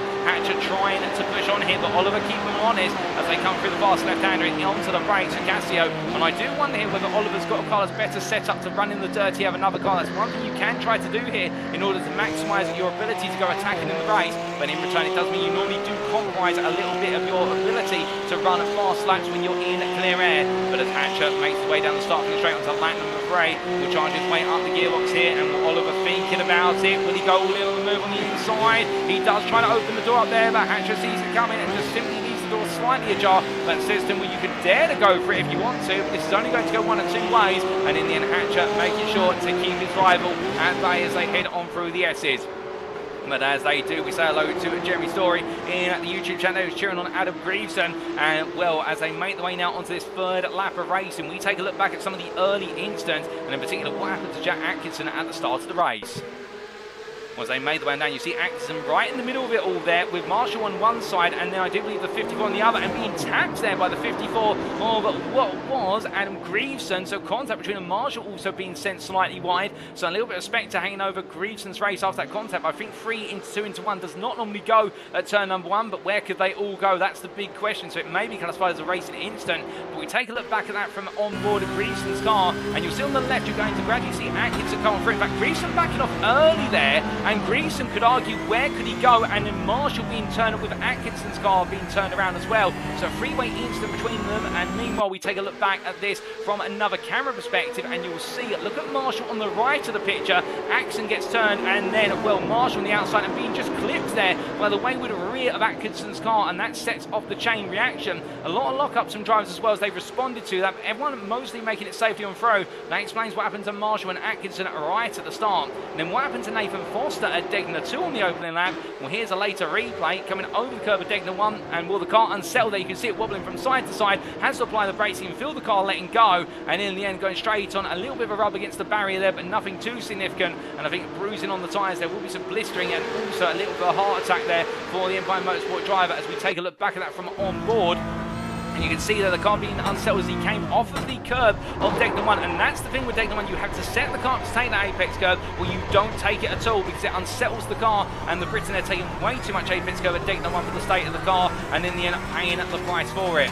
As we return to your live pictures, ladies and gentlemen, those are the incidents on lap number 1. We have also had some incidents on lap number 2, which we'll come to talk about in due course, including the Paul Joseph Cliss Cameron Smith incident. But as we look back to live pictures here, Hatcher versus Oliver still going strong. The two of them as they weave their way onto lap number 4, and Oliver incredibly close. It looks on a move into turn number 5. He thought about it there and couldn't quite go for it as they make the way on through the right-hander and coming down through turn number 6 and into 7. I think I'd be inclined to agree with you there, Andrews, with regards to the Greaves and Atkinson and Marshall incident, as Noah Hatcher goes wide out of turn 7 and he rejoins, but he loses one place. He's going to lose another here to Atkinson, who will look round the outside to the inside into Degner 1, and we don't normally go too wide in here, but Atkinson goes for it. He braves mounting the curb as meanwhile Craig Shields had to be towed to the pitch due to damage picked up in the car in an instant we've not seen on camera. As they make the run through, it's Atkinson who's cleared Hatcher, who made the mistake at turn 7, and now Nathan Foster stuck in behind, and Foster takes a bit of a glimpse there into the inside of turn number 11, but can't seem to find a way through, and Marcel Fridge just behind. But as they make the way up towards the Spoon Curve, meanwhile we do look from them to Thomas Cope versus Philipp Hammer as they make the way out of Spoon Curve, and will Hammer right now incredibly close as they head down the back straight, and I think it could be Hammer looking for an opportunity as Cope defends the inside. Hammer's going to look around the outside here, side by side they're going to 130R. Hammer is ahead by nose, in they go, too wide. Cope stays in, but he does back off a little bit there, lifts off the throttle, tries to get Hammer to run wide, but then Hammer now will defend on the inside, the middle of the road, going into Casio Triangle, but Hammer does take the place, and Cope can't get fully alongside, going on through the chicane, and Hammer retakes the leader as becomes the end of lap number 4. So Hammer's not out of this yet, and definitely taking all the experience this season, are running so close behind Cope round after round and race after race, but not being able to punch away and throw, but find a way through this time. But then again, remember, we've got a long race ahead of us. We're only 8.5 minutes into this 45-minute race, and right now where Hammer has pushed, could that potentially come back to haunt him later on with regards to some significant tyre degradation? We'll have to wait and see. But meanwhile, just behind Danny Lee versus Patrik Thomsen as they come out of turns 1 and 2, and what I do believe believe their lead under pressure from Thomsen as they come up the hill through towards turns 5 and 6, and will lead right now trying to hold on to that final podium spot, but Thomsen going on the offensive early as they weave their way down through turn number 6 into 7, and you see that gap open up, but Thomsen really right now the faster driver in general when he's able to get it right.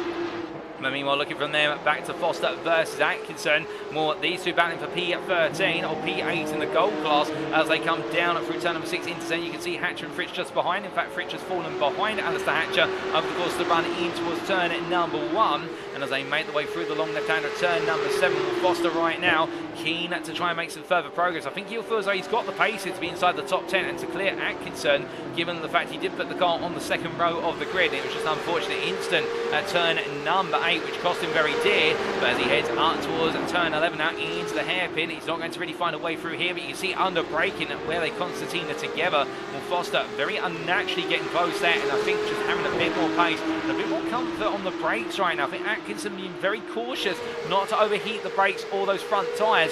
Meanwhile, Foster feels as though he's got the technique here to be a lot more aggressive under that braking, and therefore really pushing towards the apex, but goes wide there going into the spoon curve, and he's going to take to the runoff there and pick up some marbles for his troubles. And as he rejoins now, to be careful as he comes out of the second part of spoon, and the fact that car is now going to feel a little bit less grippy than it previously did. But already we are starting to see some early mistakes from drivers where they're just struggling with these high track temperatures, and therefore that tyre wear starting to come into effect.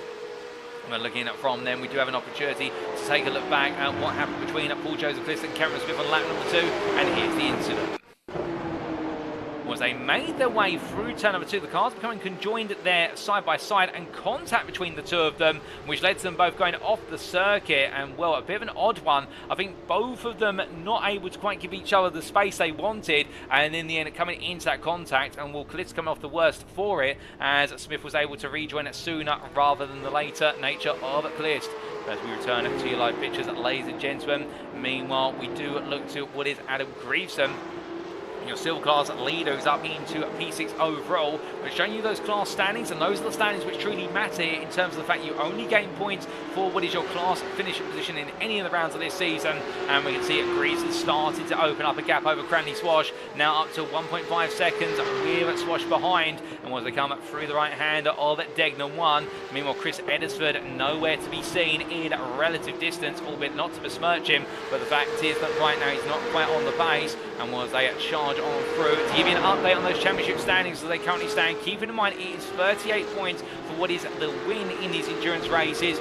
Meanwhile, for second place it is 28 points, and then for third place it is, I do believe, 18 points. Well, if things finish as they currently stand, Edison would gain 18 points. That would put him on what would be, if my maths is correct, 165 points. Meanwhile, for Adam Greaveson, he would gain a full 38, and that would put him all the way up to what would be 175 points. So it would be Adam Greaveson who would take the title currently. Eddersford needs to try and get closer here. He needs to take that beat off Cranley Swash in order to be able to make this to go to what will be joint points between the two rivals. Indeed, then it will come down to result countback, of which I do believe Chris Eddersford would be the one to take it based on wins this season, based on my understanding. So therefore, right now, this is going the way of Adam Greaveson, I do believe, but we'll get further confirmation as time goes on between them. We also do have drop scores to consider with regards to that, and we're not quite sure on the drop score picture at the moment, so therefore we're not going to put it out there,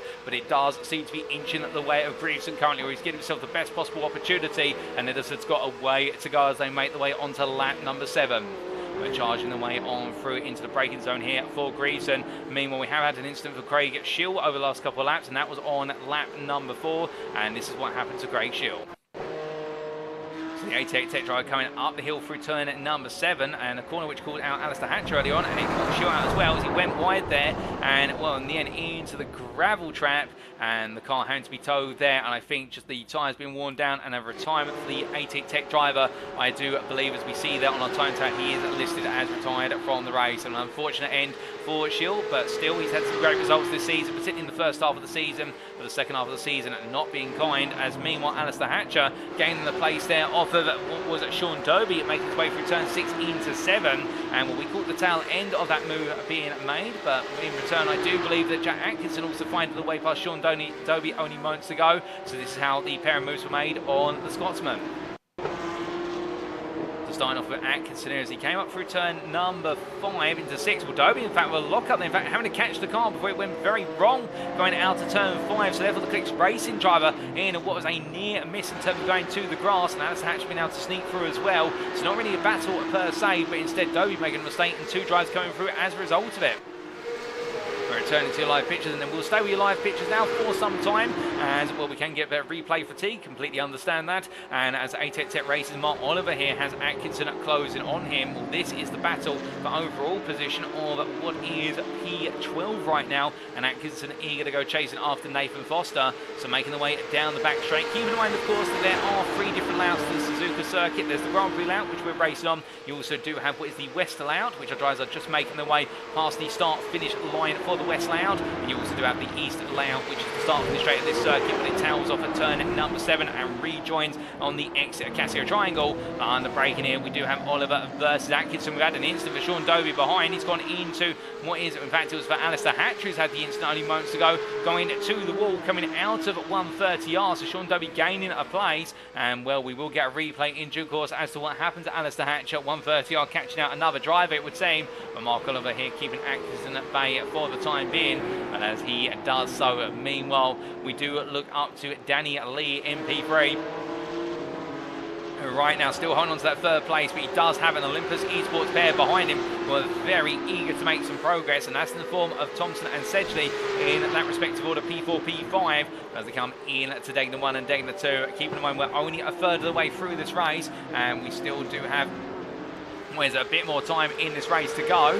In fact, 30 minutes of it. Those tyres right now really being the key part in terms of managing the cars. And well, look to the blimp view here as I try to make the way on round the hairpin, and well, you can definitely see at the scale of the circuit right now, and for Danny Lee in particular, just trying to break away as much as he can as he makes his way up to a spoon curve as he charges on around. You can see all the drivers now in the long line situation. I think everybody here now falling into their little respective battles and just thinking about where they can place themselves later on in this race. Will be a very distant view there of Lee as he starts to make his way on back on our blimp camera, not in the best positions as they make their way on down the back straight. And well, speaking of that back straight run, go up towards turn number 14, and then see it Wayne Bassler saying try some heli shots, and indeed getting one blimp shot there. We may have a bit of helicopter footage a little bit later for you as our blimp still makes its way on around the Goodyear blimp here today, and onto the brakes. Lee versus Thomsen, essentially they all go right now, and nothing between them here under braking, and it would seem as though in the latter half of the lap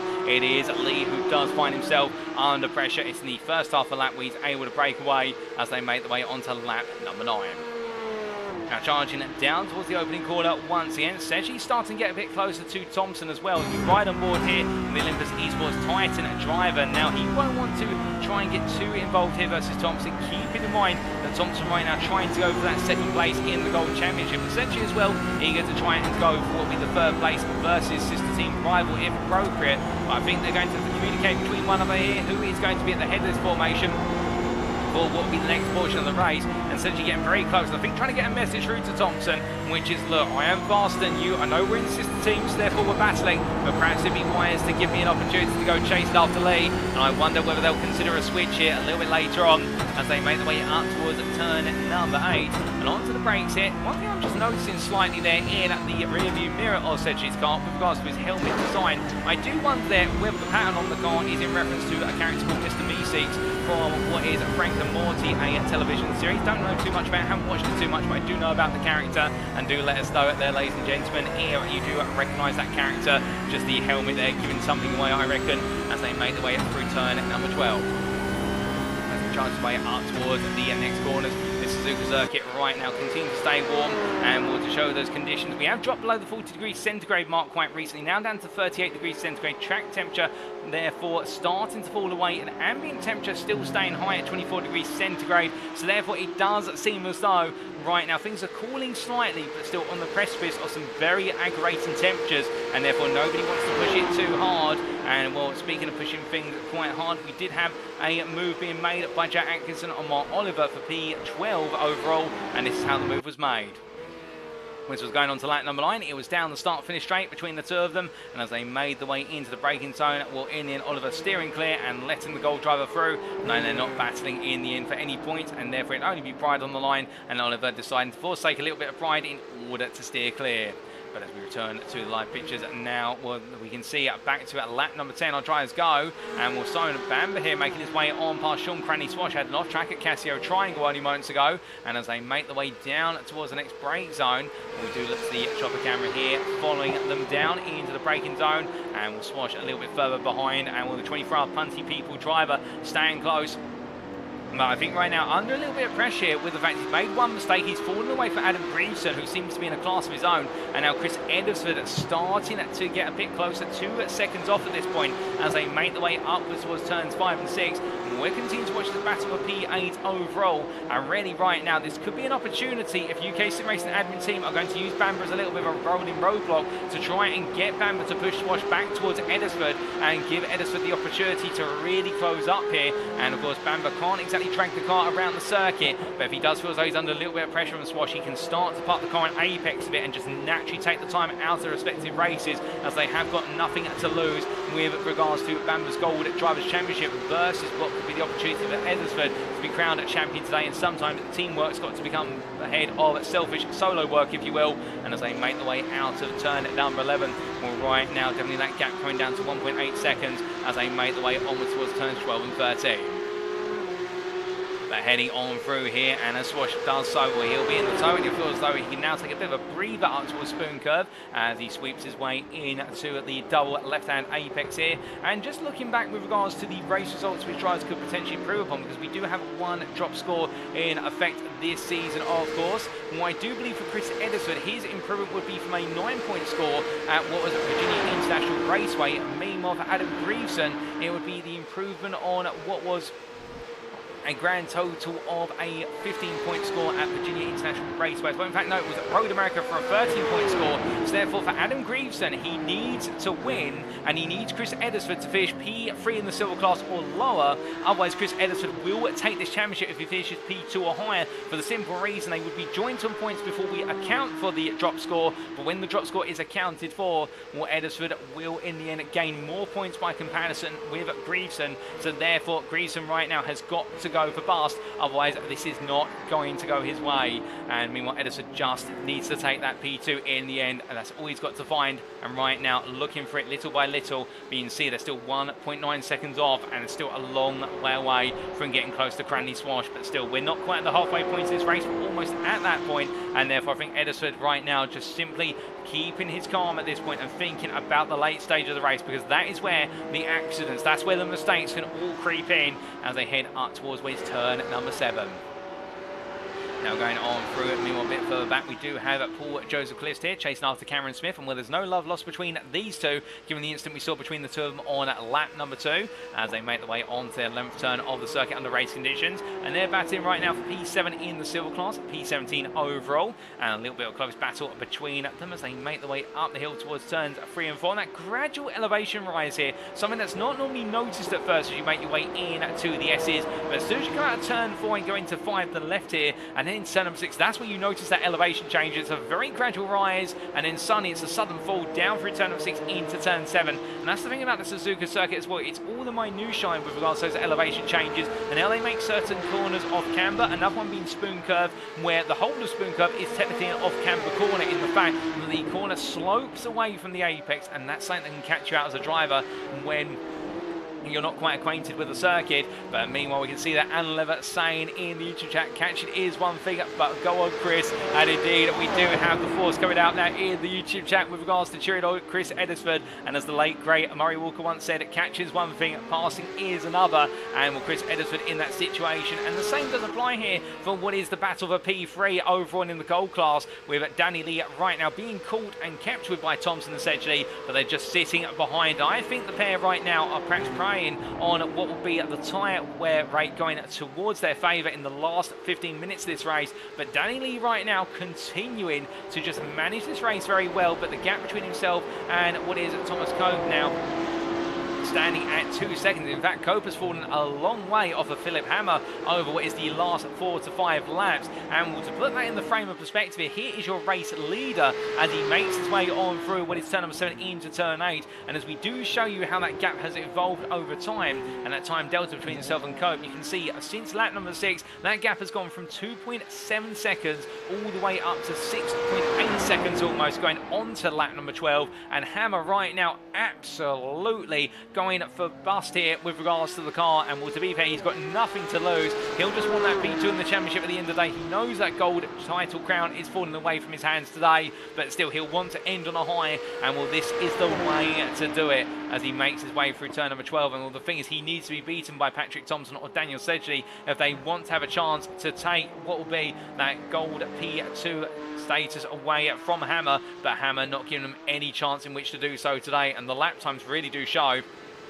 As we can see, there's laps for Hammer, and in regards to the laps for what is Cope, well, over the last 5 laps on average, Cope has been losing a lap in the region of 7 to 8 tenths. Hammer is just storming right now as he makes his way towards the end of lap number 12. As he heads on through. Meanwhile, we do look back to that battle for P3 between Lee, Thomsen and Sedgley. And Lee, under a bit of pressure from Thomsen and Sedgley, he's fallen back by 6 tenths as they come down through Casio Triangle. And we ride aboard and look back from the rear of the 188 car, making its way on down towards turn number 1 now as they charge into their 13th lap under race conditions. Halfway point of the race now, certainly reached it into the second half. And as they come on down here, Lee once again only 2 tenths safe, making his way up through the gears. And it looks so Thomsen eager, taking a little bit of a sneak peek, but not quite able to find a way to get alongside here. I think trying to get into Lee's head, trying to get him to make a mistake, that's the best way to get about it. If you can get your rival to make a mistake here, it's going to cost them a lot of time. And speaking of mistakes, we're hearing that Cameron Smith has just made an error going out of spoon curve, which has sent him around, and Joseph Bliss has taken P7 in the silver class off him, P17 overall. But focusing on our camera here, it's Lee ahead of Thomsen still in the battle for P3. 2 seconds to Cope up the road. But as Lee turns into the right hand of turn number 7, taking a little bit of grass there on turn in, and having to be careful that if he puts the rear right tyre too far into the grass, then the car will go on around, alternatively be dragged off the circuit, and he'll find himself very hastily making his way into the gravel on the exit of turn 7. But Lee being made to push as much as possible here as he comes out to Degners 2. Their way up towards the hairpin here. A wonderful camera shot here of the drivers coming on through. You can see that Constantina effect in motion, under braking into the Kobayashi corner and making the way out to turn at number 11 now. They just gradually start to break away there as they all get on the pound, build up to full throttle as soon as possible.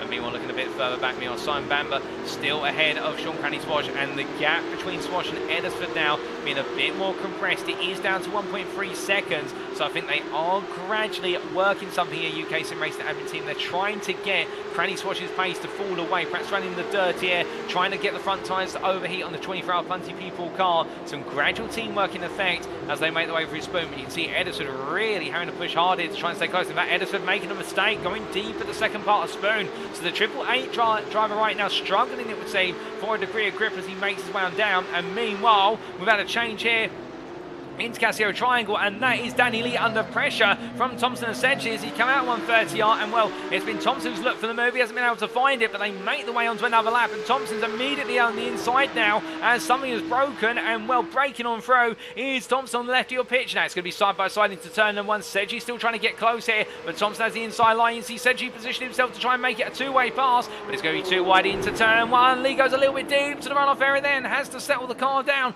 before he can turn in for turn number 2. And in the end, Sedgley gets on through as well. So Patrik Thomsen opens the way, and Olympus eSports pour on through with both their Vanguard and their Titan driver. And now Lee finds himself at the back of this freeway battle for the 3rd spot on the podium.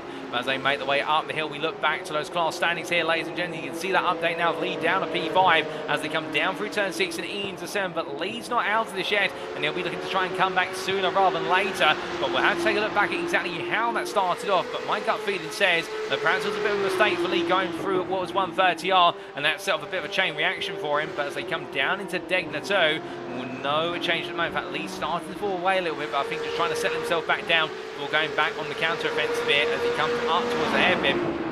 And on the brakes they go, and well, is there going to be a way for Lee to get close enough this time? No, there's not, but what he will do is try and get a better exit out of the corner. In fact, he does so versus Seji, who does pick up a little bit of wheel spin there in corner exit, but Seji will have the Thomsen in front, so Lee has the double toe, but it's not really going to be enough to offset what Seji is picking up toe-wise, and therefore it will be a little bit of a stalemate between them now after the progress made by the Olympus eSports drivers when it mattered most into turns 1 and 2, and we'll hear is the full replay of what exactly happened. So as they made their way into 130R, Lee in the end defend on the inside goes a little bit deep there. Thomsen looking around the outside and the Danishman going all in on the brakes, but he couldn't quite find it. What he does do is he sets up a cutback run through the chicane. Lee's out of position at this point, and now Thomsen's got his pick. Does he go to the left? Does he go to the right? Well, Lee in the end uses the full width of the corner, and that sets Thomsen up to go onto the inside here as he brings it on through, and full commitment from the Danishman here as he made his way down the start-finish straight, and side by side they went, and then into the braking zone. And for Lee, it was going to be tough to hold that outside, and he just gets it a little bit wrong there under brake and carries a bit too much speed, just 1-2 miles an hour more speed than he needed to, and that's what released the door open for Seji to make his way through as well as we return to the live pictures. When as they head towards the end of the second third of this race, meanwhile Eddersford getting very close to the back of Sean Cranley's Swash here, and remember, if Eddersford takes this P2 and that's where he finishes in the silver class, he will be your silver champion for season 7 of the UKSimRacing Porsche Cup. Even if Greaveson takes the win here today, it will not be enough for Greaveson. Meanwhile, if Eddersford finishes P3, then it will just be enough for Greaveson to take the crown if he wins. So therefore now it is going to be the one move that matters most, and well, these two, they've known each other a long time, both on and off the virtual circuit. And right now, as he looks up the inside there into turn 5, Eddersford taking a poke, but he's got to be so careful here in the fact those little pokes could end his race. And indeed, if it doesn't end his race, if it ends Cranley Swash's race, it could be the book being thrown him in the steward's room after today. He'll want to do this clean, but he's got to get it done sooner rather than later because he's up against the current of time. He's got 15 minutes. That translates into another 8 laps, including this one, and Eddersford will not want to dilly-dally. He will want to get this done sooner rather than later, but can he get Swash to make an error potentially? Well, it looks like there has been an error there as Cranley Swash has gone deep out of Degners 2. Eddersford on the inside, but some put him on the outside for Kobayashi hairpin. Onto the brakes he goes. He's going to try and go all the way around the outside. This is brave. This is extremely bold from Chris Eddersford. He's still there on the exit of turn 11. And as they make their way through turn number 12, a little bit of rub between the two of them potentially as they give each other space. For Eddersford, a nose ahead here. Not taking as wide as circumference, but now he's on the outside for Spoon. Now into the braking zone here. Will Cranley Swash put his foot in? He will. He'll go all in here under braking to hold the position. And you can see Eddersford now falling back behind. He's had one shot at this as Eddersford, and it's not quite worked out. But the thing is, he's got under Cranley Swash's skin, but Cranley Swash not afraid to mix things up. It's the battle of the Canadian and the Brit as they make the way up towards 130 yard behind them. Nathan Foster is closing. The gap between them and Nathan Foster has come down by 2 seconds because they're battling. And as they make their way towards 130 yard, Eddersford will now know he can look for the move, but he's going to need to reset and get ready to go again with another lap upcoming. Still plenty of laps to go between the pair, but thrilling battle in action between the two of them. And I think it's only the start of things to come, as meanwhile Adam Greaveson is already 9 seconds up the road. He's running away with this, and right now he can turn the wick down for FR20 Sim Racing. And I'm sure the team principal, in fact all his teammates will be on the radio saying to him, you do not need to charge anymore. You just simply need now to wait and see what happens for Eddersford, whether he finishes P2 or P3. But of course Greaveson will try and keep some pace in the car, because if he takes too much of the pace out of the car, he may become complacent, and that's where the mistakes do come. Indeed, a number of drivers known over the years in the world of real motorsport for the fact that if they do turn themselves down from 100% even slightly, they're very likely to make mistakes. But still, coming back to here and now, no mistakes between these two, and make no mistake of it, in the fact this is brilliant battling. This is exactly what we've been looking to see from Eddersford and Cranley Swash. And well, it was Cranley Swash who absolutely dominated at Silverstone last week, and he left everybody wondering where did that come from. Even Greaveson, who came close at points but not close enough. And right now, with the 117 car having to dig in deep here and try and keep Eddersford at bay as he takes plenty of apex curve there into Degners 1. He's got to be careful of that as Eddersford gets close again, and once more it's a poor run out of Degners 2. Eddersford on the outside, but this time he's got a little bit further ahead into the braking zone for turn 10.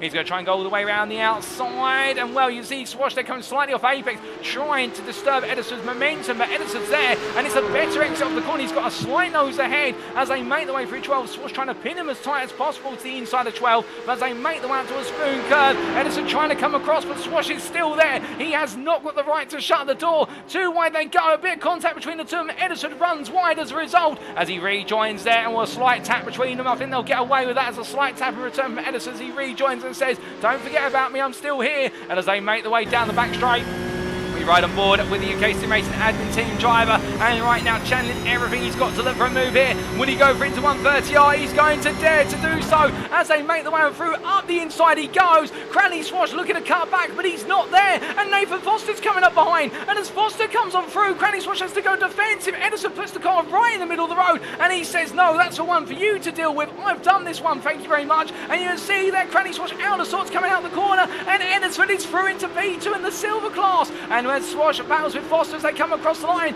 this turns things around in the silver class championship, in the fact that now it's things finished as they currently stand. It'll be Chris Edison who is your champion for this season, not Greaveson by a margin of what I think is 3 points in all. But as Cranley Swash there on the inside versus Foster, well, he's not letting this go, and remember, Swash was targeting to finish in the top 5 of the silver class championship this season based on the result today, and this will be enough as he squeezes Foster to the apex curve there of turn number 3, and well, a bit of contact between them as they're going to turn number 5, and through the left into right they go with what is Atkinson coming up, and now Atkinson will want this shot, and what will be Swash and Nathan Foster as they make their way through, and Cranley Swash all out of sorts here as he comes on through turn 6 and 7. The momentum has been ruined right now, and he's got to try and regroup and carry himself back together, but it may not be enough as he makes his way into the braking zone for Degner 1, and Atkinson will be over the back of him as he runs deep throughout Degner 1, but keeps the car together going into Degner 2. But my goodness, you've got to feel for the 24-hour punted people driver right now,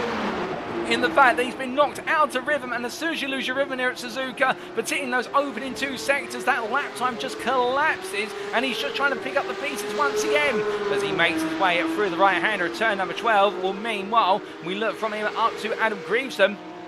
And right now, Greaveson, the FR20 sim racing driver, he's doing everything he can. He's 12 seconds clear of the rest of the silver class field, but the only problem is the next car in P2 is none other than Chris Eddersford. And well, that is where the championship buck stops, with Eddersford taking it in the fact, and we are just double checking our mathematics here, ladies and gentlemen, and I do believe we are correct in the fact that right now Greaveson would improve his total score today by what would be a margin of 25 points, and we'll come back to that for in a minute. As meanwhile, Atkinson trying to go around the outside of what is that Cranley Swash, and he does so into 130R, and right now the gold driver coming on through.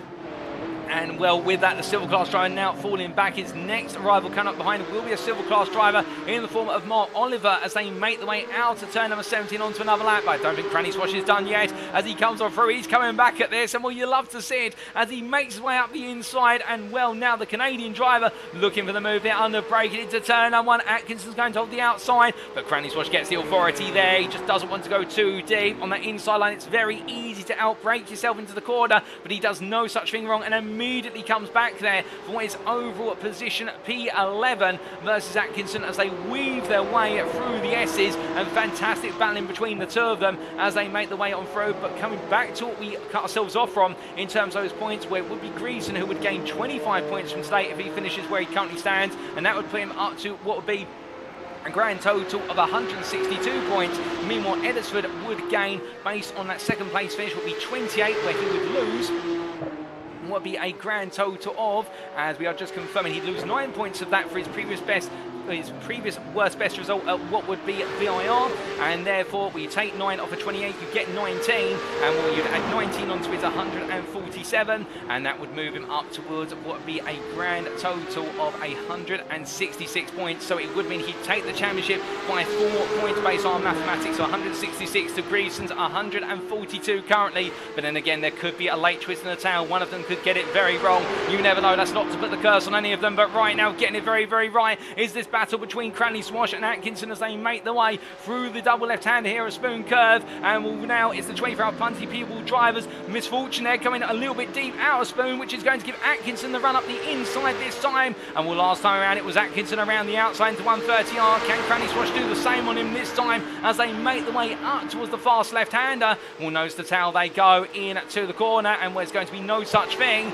Meanwhile, further up the road, you can see Chris Eddersford there backing off and letting away Nathan Foster Lost to go up the inside into Casio Triangle Chicane. So Edisford's taking a no-risk approach here. And I do believe he works in the world of projects, particularly in IT, and he'll know all about risk management. And right now, all that knowledge will definitely be going to good use here. He'll be thinking about the risk versus the reward. And right now, the risk is you could lose the championship if you end up falling off the circuit and losing that P2. And he won't want to do that, not at all, as he makes his way on through turns 1 and 2 once again. But as they weave their way onwards towards lap number 19, meanwhile, we look back to Marcel French, who's looking for the move for P15 overall on the inside. They're locking up into Casio Triangle versus as that actually gets it stopped. But you have to wonder how much wear he's put through that front tyre and the front right brake pad as well as he comes on down there. But right now, the Austrian making a bold move there for overall position and just taking one place back. And I think he'll have enjoyed that one. And I think Alistair Hatch there would have been surprised to see that car get stopped in time. But as they head down towards turn number 1, only 6.5 minutes left on the clock plus the final lap. And in terms of other battles out of the circuit currently, we can see that Danny Lee has had a couple of moments which has dropped him further away from Seji and Thomsen in the battle for P3 through to P5. So Lee right now looking at a P5 and trying to consolidate it, but Adam Greaser getting quite close. Meanwhile, in terms of other battles, well, we do have Cope and Thomsen getting closer and closer together here in the battle for P2, but I think this may be just as much for what will be a formation finish as a potential battle at the end for Olympus eSports as they make the way down the back straight, hit all 3 cars together, P2 through to P4. With Cope ahead of Thomsen, ahead of Sedgley, and then we also do have what is the battle between Paul Joseph Clist and Cameron Smith, and will these two still going at it in the chase for what will be P7 in the silver class, P17 overall with the Olympus eSports Titan driver ahead of the Scotsman Privateer as they make the way on through turn number 7. We're coming on through the right-hander, in fact for the left-hander there, and on the rise they go. Well, right now the drivers here just simply at a distance, and we're wondering if one's going to make the mistake or the other's going to be able to close up. We're going through the right-hander of Degner 2. It looks as though here it's Cameron Smith who's starting to gain little by little as he heads into the braking zone for turn number 11, and as he does so, well, Cliff's defending quite hard here offline. I wonder whether he's had a poor run through 10, in fact that's forced him onto that line, but either way it's going to be 3/10 from corner exit, and Smith is going to have all the toe he needs here in order to close up. In fact, not closing up enough. I think hitting the rev limiters, he's lost a lot of time on that transition into turn number 12. So right now, both drivers making mistakes here, and I think tired arms and legs starting to take a key factor in their battle. As you can see, Cliff defending hard in the middle of Spoon Curve, and in fact going to try and take all the speed out the car here as they make the way out to left-hander and up towards 130R they go, and we'll charge down the back straight here. You can see Smith in the toe, but right now Cliff not taking anything to chance and just simply holding the middle of the road for Grant coming onto the racing line. I think unnecessarily taking an offline here, and in fact poor run through 130R, and it is going to be Smith who looks around the outside. He can't quite find it as Cliff defends in the middle of the road. Slight move under brake in there, I think Smith would argue. I think Cliff would argue no, that's just fair racing, and well, I think right now nothing between the two of them as they come down towards what we turn number 17 and making the way on to another lap with Smith very eager to make this move count. 4 minutes left on the clock, plus also the final lap, and Cliff defending to the pit wall here, and Smith made to look around the outside once again. More on to the braking zone despite the contact, only on a little bit of contact between the two of them there going into turn 1, and Smith just able to regroup and regather the car together before it goes wide. But as they make their way up towards turns 2 and 3, Paul Joseph Cliff right now definitely getting his elbows out there and racing hard but firm and fair as he makes his way into these closing stages of the race. But Cameron Smith the faster driver of the two, but just trying to find a way on through as they head onwards towards turn number 7. But they weave their way on through it. Meanwhile, Roxanne Marshall, the last runner on circuit currently, what is effectively a lap down our race leader, Philipp Hammer, who's just lapped Roxanne Marshall, who has had a bit of an incident on the previous lap. Well, Marshall right now still trying to bring the car home here for 24-hour punty people and bring what will be not points, but bring a car home. It's always a positive result there, being just outside the top 10 in the gold class, P11 gold and P19 overall. But in terms of our key battles at the moment, most of the battles have now subsided, and our closest one is this battle for P7 in the silver class between Clist and what is Smith as they make the way off of the turn 11 hairpin. We are also keeping our eyes on what is that silver class championship battle between Greason and Edisford in case there aren't any late twists in the tail. But we are now on to what is the penultimate lap here, I do believe.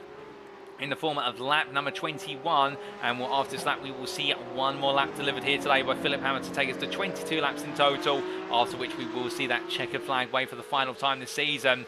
And well, as Cliff makes his way down the back straight with what is Smith a bit further behind this time, 7/10, it looks as though Cliff's now starting to gain that upper hand as they make their way into 130R. Through at the left hand they go here, and Smith just not close enough to be able to try and force the move. Looking from them up to what is your battle for P2, P3 into P4, and that's in the form of Philipp Thomsen and Sedgley. Well, right now the Olympus eSports drivers all holding together, although I wonder if Sedgley is a little bit eager to potentially move his way on to that overall and gold podium ahead of Thomsen, and we'll stuck behind right now as the Olympus eSports Titan driver behind the Vanguard driver.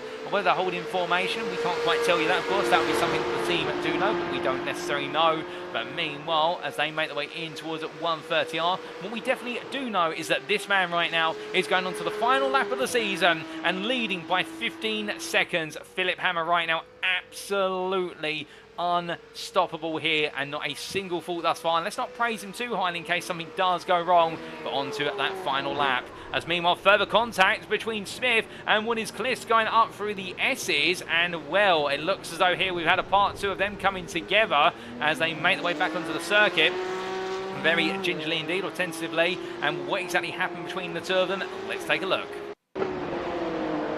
As they made their way up into turn number 5, Smith on the inside, they're trying to make the move and contact with the rear left quarter panel of Cliff's car, and I think trying to get his nose into a place where it perhaps did not fit from that camera angle there. And as we take a further look back at the contact between the two of them, Smith there thinks there's room on the inside.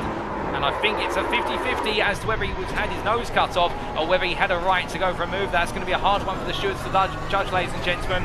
Those are our camera angles that we've had available on the replay.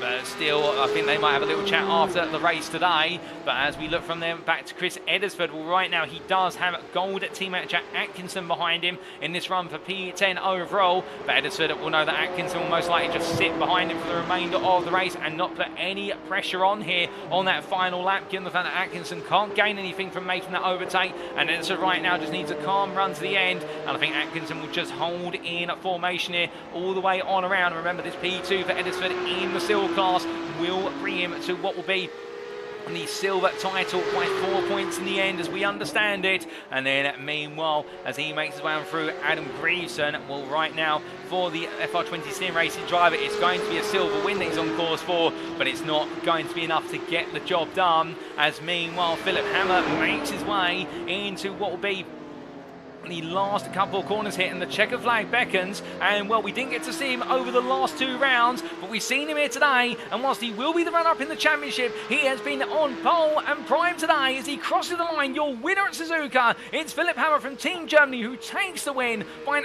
absolutely colossal 17.5 seconds over what will be your gold champion as he makes way out the final corner. And we'll give him up a round of applause, ladies and gentlemen, as the Olympus eSports Vanguard driver Thomas Cope brings on home P2 ahead of Daniel Sedgley, the Olympus eSports Titan driver, who's P3, and then Patrik Thomsen lines up in formation at P4 alongside. Danny Lee will come on through to take P5, but Grieveson then comes on through, and it's Adam Grieveson who takes the silver class win for FR20 Sim Racing, but it's not enough despite his valiant efforts as Emil Koemans finishes P7 behind, and it'll be Simon B. Bamber who takes P8 in the overall category, ahead of Nathan Foster. But then coming out of the final corner, ladies and gentlemen, it's been done. It's been dusted, and he becomes your winner in the Silver Championship for Season 7 of the UKSimRacing Porsche Cup. It's Chris Eddersford who crossed the line P2 in the silver class, ahead of Jack Atkinson P11, and then it will be Sean Cranley-Swash who rounds off the silver podium there for 24-hour punty people and takes his top 5 in the championship when all is said and done. Sean Dobie will come on through shortly in the Clicks Racing Machine to take P13, and he will come home P4. They're missing out on the podium, but still one of his best results of the season, his best endurance race round result of the season, it must be said, for the Clicks Racing outfit. And then it will be Marcel Fritsch who comes on through shortly to take P14 for Team Germany, as the Austrian driver there giving it one at last round out of the season, and great to see him on the grid as always. And of Alistair Hatcher P15 who rounds off the silver top 5, and then it'll be Cameron Smith who very gradually makes his way up towards 130R, and with Paul Joseph in the background there, these two have definitely had quite the rivalry today, and I think there's been a few bumps and scrapes between the two of them, and they may just have a little bit of a word after today with regards to calling things down, as we see Clist there locking up the brakes, coming in very hot, absolutely like a missile into the Casio Triangle chicane, but in the end it does avoid contact with the back of the Scotsman privateer, and Smith comes to line at P16 and P6 in the silver class, ahead of Clist at the line as they cross on through. And with that, ladies and gentlemen, that completes all of our finishes of this race, as in fact it was Paul Joseph who took the position of Cameron Smith on the line according to our timing tower, or very close between the two of them there, and well, goodness me, so that's a late switch for position. And then we did see Mark Oliver P18 ahead of Roxanne Marshall and Craig Shaw, who completed our finishing positions, but as we do see Thomas Cope just very gradually making his way on around. Well, I think there's some donuts already going on for drivers to celebrate the end of the season, as it is always the way normally. We do see donuts on drivers, and well, they've got the runoff area there of Spoon Curve as Thomas Cope tries to do the donuts downhill, and well, that's always going to be a bit of a challenge, but he's going to make it work there. But my goodness, ladies and gentlemen, at the end of the season to remember, plenty of battling from start to finish here today at Suzuka circuit that doesn't normally produce what is battles on a regular basis lap from to lap, but we had some dramatic battles, particularly in the silver class, and in that battle for the championship crown for Chris Eddersford. But as Cope now gradually brings the car back to what will be the road surface and gets himself set, Sean Dowie just gradually making his way on around here as well, and where it has been a long campaign for our drivers and a phenomenal performance from all of them, and well, it does look as though Sean Dowie right now definitely enjoying the end of the season here, and 9 it has been a second half of the season to remember. But with that, ladies and gentlemen, it's now time for us to take a look at those race results subject to any stewards' inquiries, and here they are. So after what is 45 minutes of racing, our final round of the season, round 15 of season 7 of the UKSimRacing Porsche Cup, Philipp Hammer taking the win in the end by a staggering what was 20.5 seconds at the line for Team Germany, ahead of Thomas Cope for Olympus eSports Vanguard. And as we said earlier, Thomas Cope, your championship winner going into this round in the gold class, but Philipp Hammer having the last win of the season in the gold class, and therefore having the last bragging rights, if you will. Cope, meanwhile, not quite able to take the fight to Philipp Hammer after he found his way back ahead after Cope's initial move for the lead at the start of the race, but still great racing between the two of them. And then Daniel Sedgey just behind there for Olympus eSports Titan to round off the gold podium, with Patrik Thomsen at P4 there for Olympus eSports Vanguard, and making it a 2-3-4 in terms of finishing results today, but unfortunately not quite able to make it a 1-2 in the gold championship for Olympus eSports Vanguard, with Team Germany's Philipp Hammer guaranteeing that second place in the championship with his win here. Danny Lee P5 for the privateer outfit in the 188 and ending the season on a definite high, and I think with that taking P5 in the championship of the gold drivers. And then Adam Greaveson P6 there, your silver winner today for FR20 Sim Racing, but it wasn't quite enough in the end, falling short by 4 points as we've calculated it in order to take the silver championship crown. But as we can see, that P7 for Emil Koopmans for Apex Missers, and well, a difficult season for the Apex Missers driver. He's had his flair and his moments, but today a relatively silent race. Meanwhile, Simon B. Bamber for UKSimRacing admin team at P8 ahead of Nathan Foster for Empire Motorsport, and then Chris Eddersford, the runner-up in the silver class in today's race, P10 overall. But with that result, the UKSimRacing admin team driver does add his name to the history books as your silver champion for season 7 by 4 points over Adam Greaveson. And then Jack Atkinson at P11 there for UKSimRacing admin team, best of the rest of the field.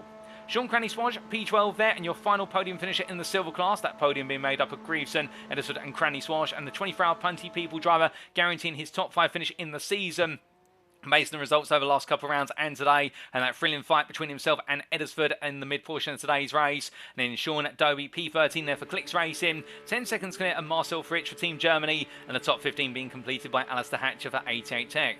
Outside the top 15, not to be forgotten about, we do see Cameron Smith, P16, the privateer, ahead of Paul Joseph Clist, and I think a little bit of an error on our timing screens, or perhaps there was a penalty applied to Paul Joseph Clist after the race, because we have seen Smith being promoted up ahead of Paul Joseph Clist by the best part of what is listed there as 47 seconds, so that's a strange one. I think a bit of a story to that. And then after the Olympus eSports Titan driver, a lap down, Mark Oliver, P18 for 88 Tech, ahead of Roxanne Marshall for 24-hour Punty People, and Craig Shield, our sole retiree of this race, retiring after what was 4 laps turn, and in the end finishing at P20 there as a non-finisher for 88 Tech Racing.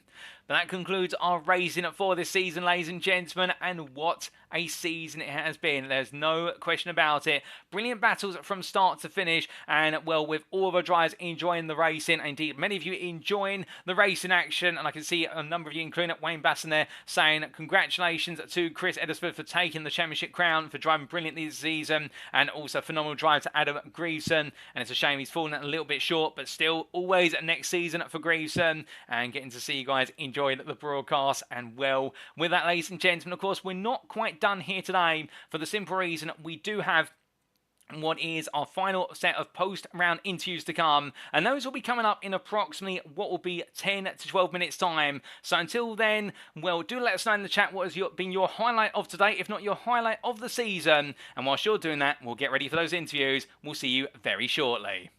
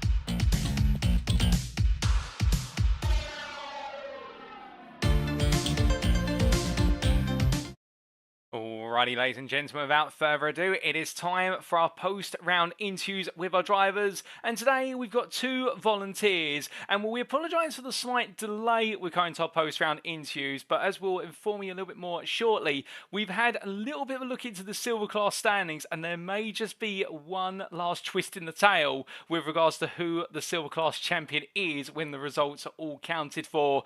And we will come on to that very shortly indeed. But we kept them waiting long enough at Olympus eSports Vanguard, and we're going to be hearing from Thomas Cope and also Charles Michel, the team manager. And as they both now get ready to join me in the interview, and we'll hear about their championship winning campaign and the second place today, as they both do join me in the interview room now. And we welcome you both, Thomas and Charles. Good evening to you both, and what an end of the season.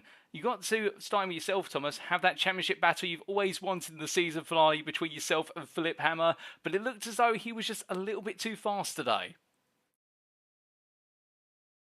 Mega pace today. I had nothing for it, but I knew that I had the championship wrap, so I didn't need to fight it too hard.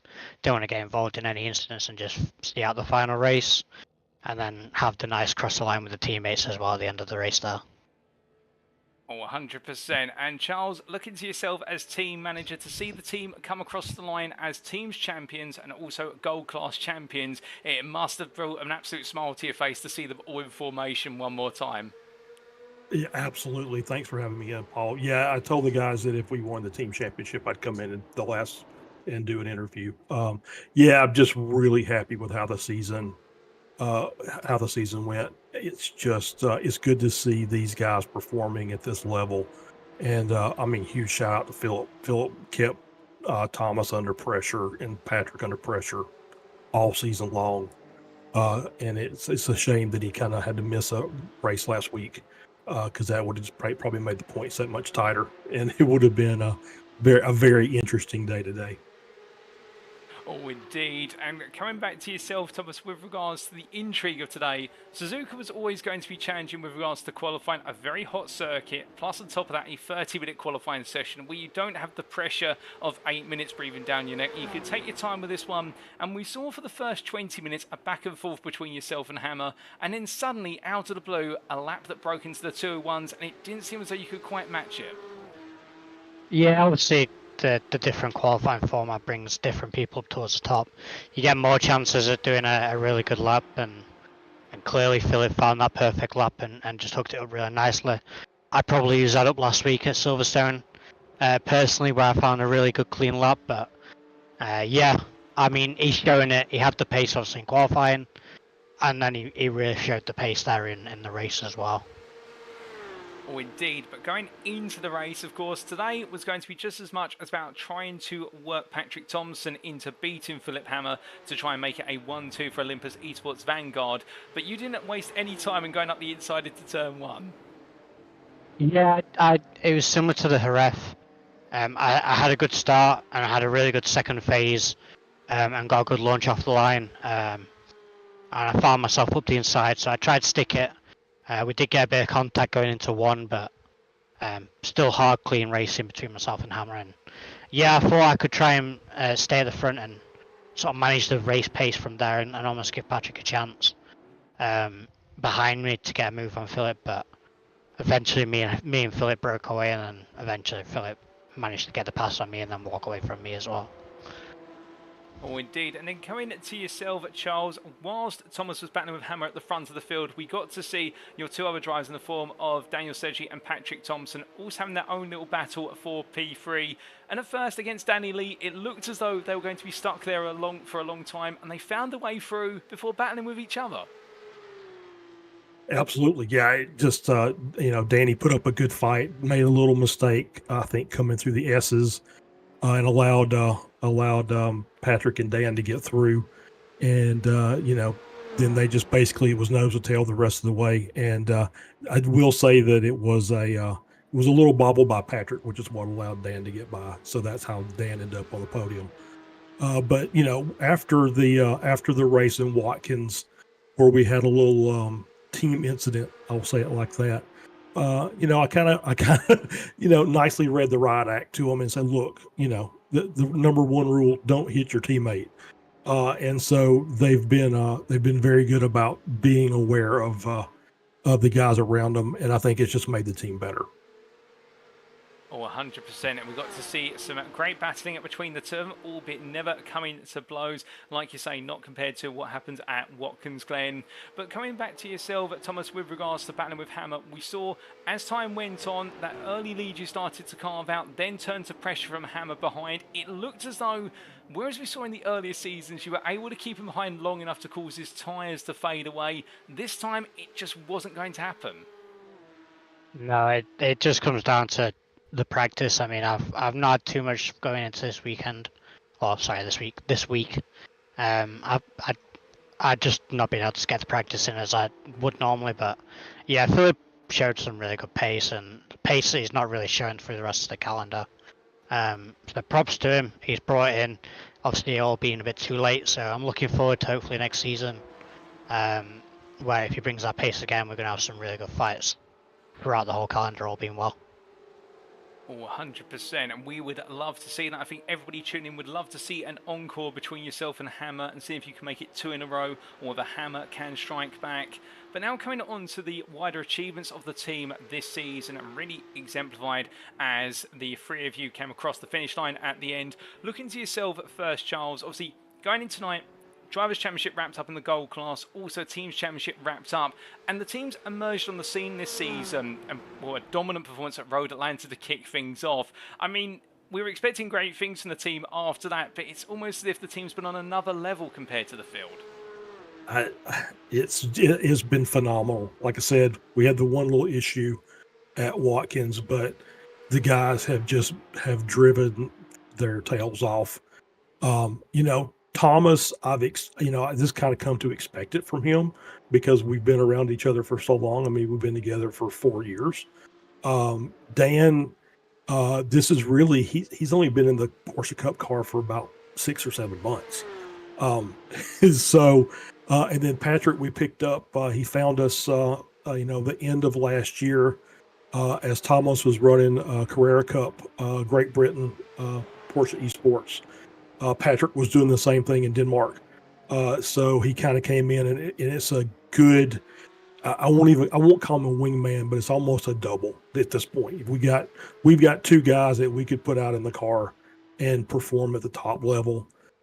Dan, as I said, as good as he is at the Porsche Cup car, as quickly as he's progressed, I think he's kind of looking at the prototype series, because he's better in the prototypes than he is in the Porsche Cup. And then I can't leave out Paul. Paul is one of those guys. He's just a racer. He's the first one to volunteer for a race.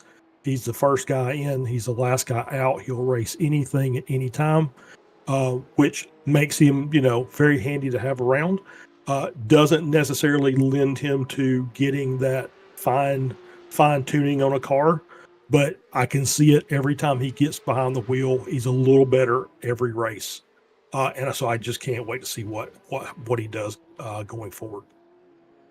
Well, indeed, and I was going to come to Paul Joseph Kliss because he has been your team star in the silver class, and we've seen some great battles from him, and it's great to hear his ethic really rising to the challenge, which whenever there's an opportunity to go racing.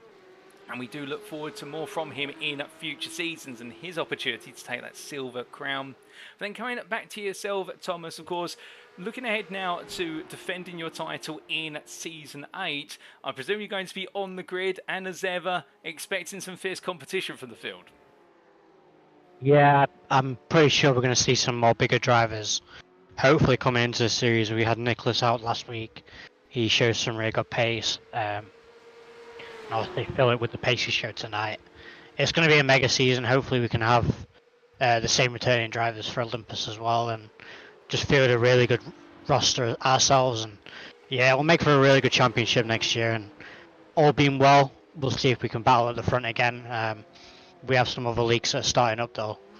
That'll take my mind away from this league a little bit as well, but it's still going to mean a lot to try and defend the championship next year. Indeed, and then to yourself, Charles, just a quick word on the fact, obviously, defending 2 championships going into Season 8, both the teams and also the Gold Championship, and then looking to try and also take the Silver crowd as well. There's plenty to look forward to, and I'm sure the team will be hard at work in the interim period. Oh, absolutely. Yeah, I mean, we've had just a great experience with the UKSimRacing League. So I know everybody's got really some good positive vibes from the competition.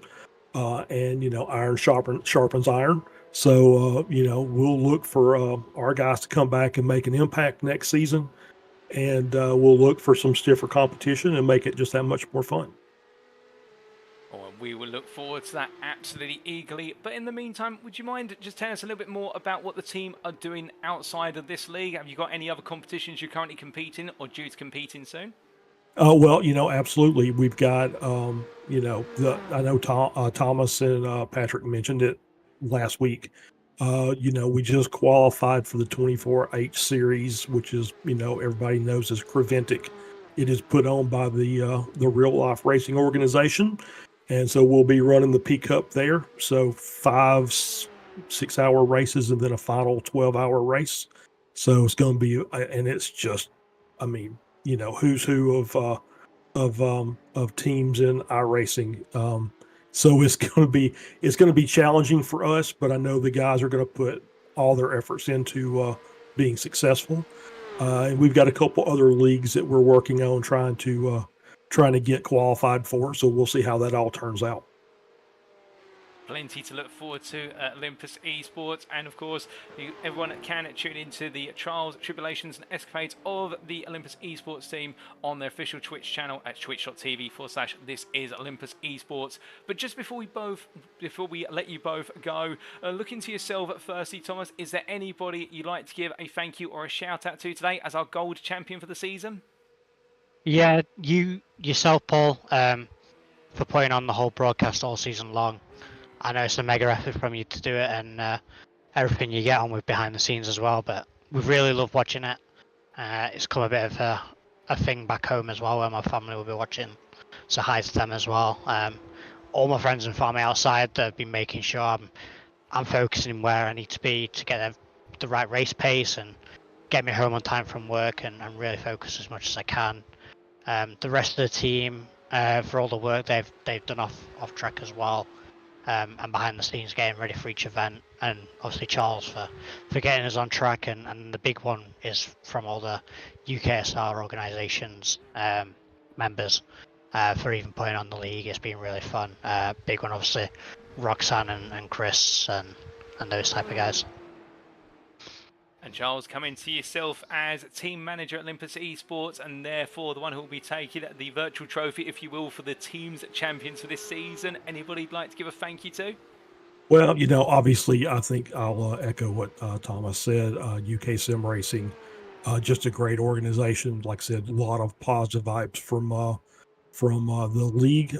Yourself, obviously, I've done a little broadcasting, and to sit here and do a 30-minute quality and a 45-minute race is work, especially when you're doing it alone. So you've done a fantastic job. Really appreciate listening to the broadcast. And I have to thank our sponsor, HSR Autos, as well as our partners, Grip Engineering and IMB Racewear. That's, one of the ways that we, can help us get in some of these leagues. And so we always appreciate what they do for us.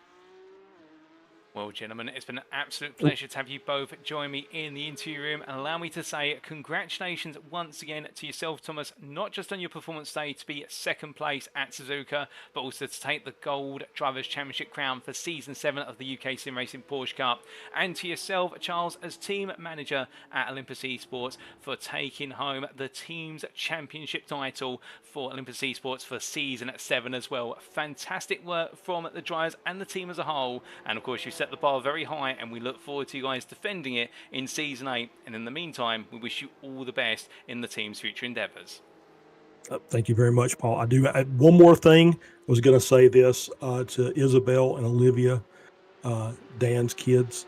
Your daddy owes you lots of candy for being well behaved while he's racing. So I had to make sure I get that in. Absolutely brilliant, and I'm sure he'll live up to that. But thank you, gentlemen, and I hope you both have a lovely rest of your evening. Thank you very much, Paul.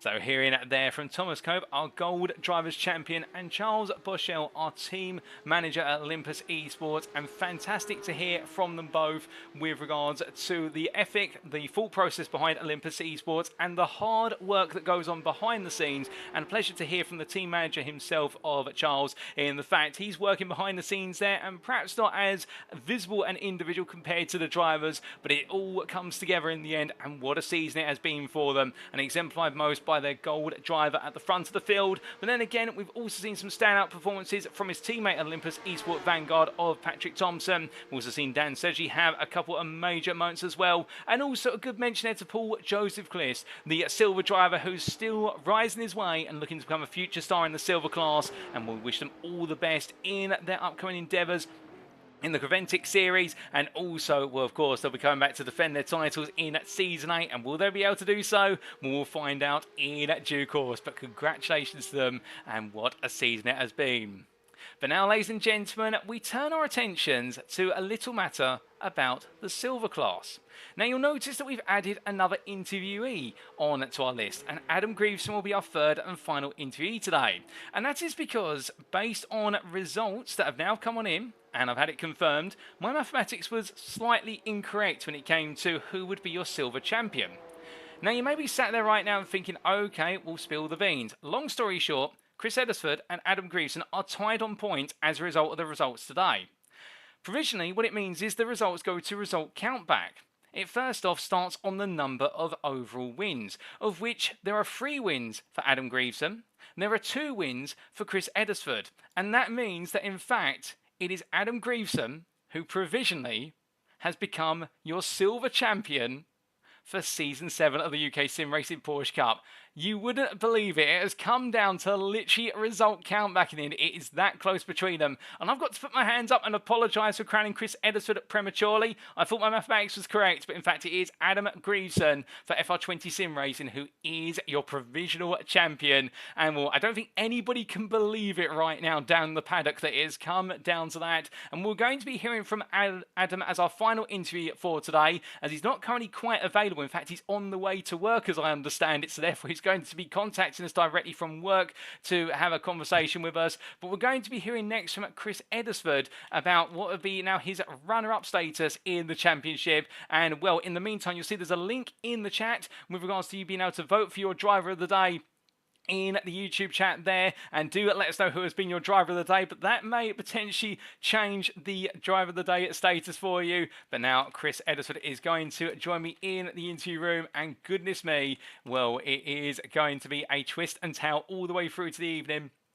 as he gets ready to join me now in the interview room.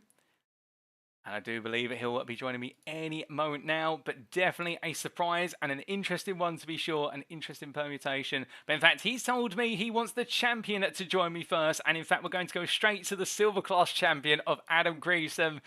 Adam, I appreciate you've been waiting, and thank you for getting in touch with us whilst you are at work, having to go straight from the simulator to the work. But you've become silver class champion for Season 7 of the UKSimRacing Porsche Cup by result countback, no less. How does it make you feel? Yeah, I thought Chris had got it from what I'd heard. So I was driving to it and obviously saw messages coming through. So, yeah, it was nice to see. So I thought I'd jump in. I say I've just pulled up now to work, but it's fairly quiet. So thought I'd jump in. Well, goodness me, you could have cut the tension with a knife with regards to taking that reward in the end. But with regards to this season, and really, I think the whole of this season being demonstrated by tonight, there have been moments today when you've been out front and unstoppable. But there's been moments where you've been right in the midst of the pack. And there's been moments where it just hasn't quite worked out. But at Suzuka, everything went absolutely right, starting with that pole lap in qualifying. Yeah, it was nice to finally be able to show what I can do when I can get a bit of seat time in and keep my nose clean. So yeah, been doing a few officials. I wasn't very confident from the officials. There was a lot of carnage in them, but it went well in the race tonight. So and managed to just pit quali. So that were a nice surprise.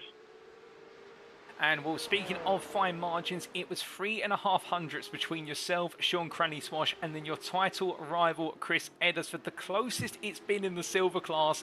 But off the line going into the race itself, in fact, it was a relatively calm start from yourself, albeit after being squeezed into turn 1. Yeah, somehow, I don't know how it's worked, but I've learned to do quite good starts in the Cup car. So I tend to get a decent launch.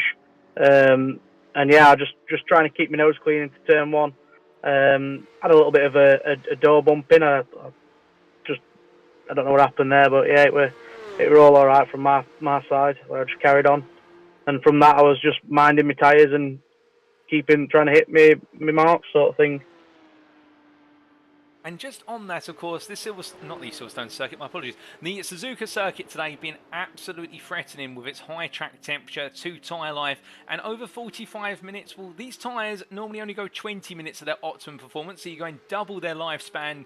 Was there anything in particular you focused on in order to make these tyres feel comfortable for a longer time? Perhaps not loading them up as too much into the heavy braking zones, or just having stints where you back the car off? What was your approach to getting the car to the end on those tyres? The big one for me was turn 1. Try not to take too much of the curb on the first apex, as that was tending to be. It was a lot quicker to do that, but you were getting like little lockups, and so I was trying just not to lock them up. And then into the hairpin as well, I was trying to lift a little earlier instead of braking late, and then not get any lockups into the hairpin. And again, same into the last chicane, and that was quite bad for lockups. So just protecting them on the braking mainly, to keep the tyre life, and obviously trying not to get as little wheel spin as possible out the hairpin and stuff like that. It was just all minding my tyres tonight. Once I got in front, I thought I'm just gonna keep on top of the temps, try not to make any lockups or anything like that to get any heat in them. So I just kept my nose clean. Oh, and by staying clear of any of those potential risks to overloading or overheating the tyres, and like you say, keeping your nose clean, running very consistent pace from lights out to checkered flag. And I have to ask, as the race started to wind down in the final 5 to 7 minutes, whether it be in the season finale, it can lead to the risk you started to overthink the championship, and therefore the risk of mistake starts to creep in. Was that on your mind at any point in terms of where's Chris, where does he sit in the order? Again, I've got Luke Andrews with me, telling me, keeping me updated on stuff like that. So I've been aware of what were happening behind me through most of the race. But towards the end, I did wind it down a little bit more towards the end. But I find if you wind it too much, you're inviting mistakes. So I just kept my pace, and I knew that if I won the race, won the silver class, then that's the most I could do. So that's all I could have done tonight. And indeed, you did everything absolutely spot on. We couldn't have asked for a more perfect performance from you to round out the championship. And well, with that and the tension afterwards, at first we thought it was Eddersford who'd taken the crown, and then finding out that you'd taken it on what was result count back, I guess it might have been a bit of mixed emotions as you crossed that finish line and then waited in anticipation. I did my celebratory donuts either way, sort of thing, and then it literally shut the PC down, jump out the rig, grab my bag, and out the door. So I didn't really get a chance to think about it. I didn't really know. Obviously, I saw the messages flashing up on screen in cars as I were coming from like Luke and everybody, and yeah, so I thought, well, I thought Chris had won at first, so I jumped in the Discord quickly with him and congratulated him, and he says, no, you've got it. So I was like, well, I was surprised. I was shocked, sort of thing. So it were nice to find out, and then yeah, it's been not made it easy for myself, but it's been nice. Oh, indeed, it's been a challenging season, but it's been a season of plenty of highs as well as some lows. And when you look back on this campaign, well, obviously today's going to stand out as a perfect performance, but are there any other rounds or particular moments that will stand out? I think I liked VIR. That were a good track, and the Silverstone track I enjoyed driving. So yeah, I think they're a couple that stand out as enjoyable circuits that I like to drive, and I think I've had some decent battling most of the time, most of the races. So it's been an overall decent season for me, really. It'd have been nice if I could have had the seat time earlier on in the season, but yeah, it was. It's come good in the end, so can't grumble too much. Oh, indeed. And well, the practice and that seat time coming through just when you needed it right at the end of the season to become champion in the end by a hair's width. But whether it's by a mile or by what is a millimetre, winning is winning, as they say. But of course, what it does mean now is going into Season 8, you may be promoted to the Gold class, alternatively be coming back to defend your crown. Can we expect you on the grid for Season 8? I'll have to check. I've been really fortunate both ways, really. Work was really busy, but it meant I was not working my shifts. And currently I'm back on shifts now, so hence why I'm coming for a night shift now. And it means that I'm going to struggle to get to all the rounds then. So I may come back and do what I can do, but it'll have to depend on sort of how it all lands. That's completely understandable, and of course we would be sad not to see you on the grid to defend your title, but at the same time, if you can make a couple of rounds, I think everybody would agree with me. We'd love to see you bringing on out the FR20 sim racing machine for one big Raw where you can. And just before we do let you go, Adam, is there anybody you'd like to give a shout out or a thank you to on the broadcast tonight? There's quite a few teammates behind you supporting, and FR20 sim racing have been a threat on the grid this season. Yeah, just like I say, thanks to yourself and all the other admins that run the league and everything. It's been enjoyable to try and get the most out of the Porsche Cup.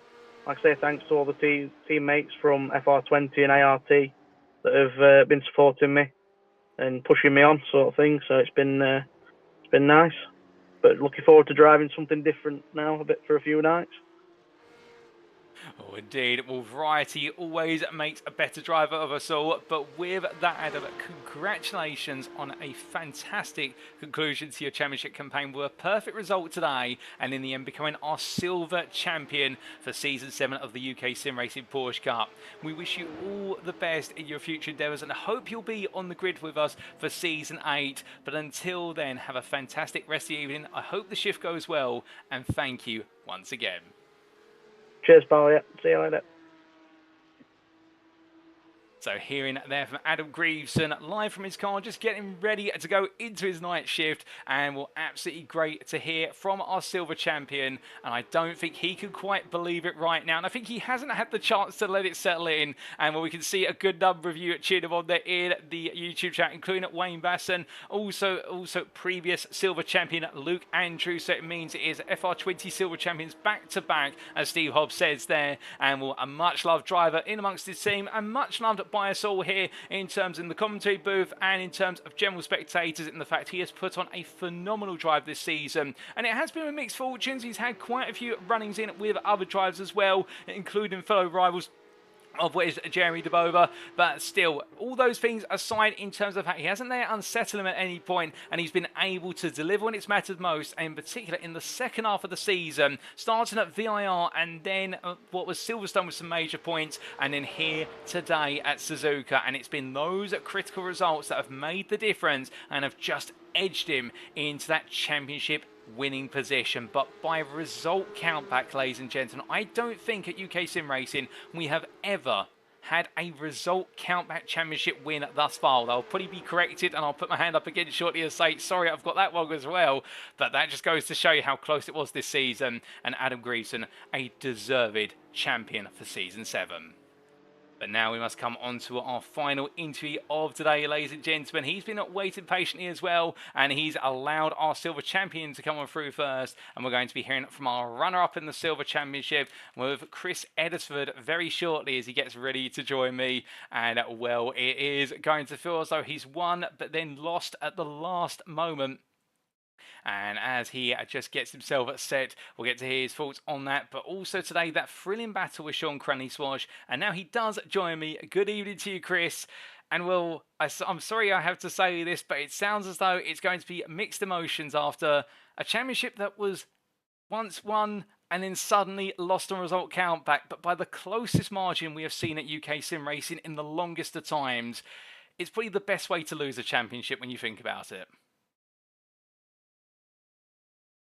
Yes, I am a little bit gutted, but some of the races that, if I look back, some of the races that I had, Road Atlanta, I was in first twice and was killed.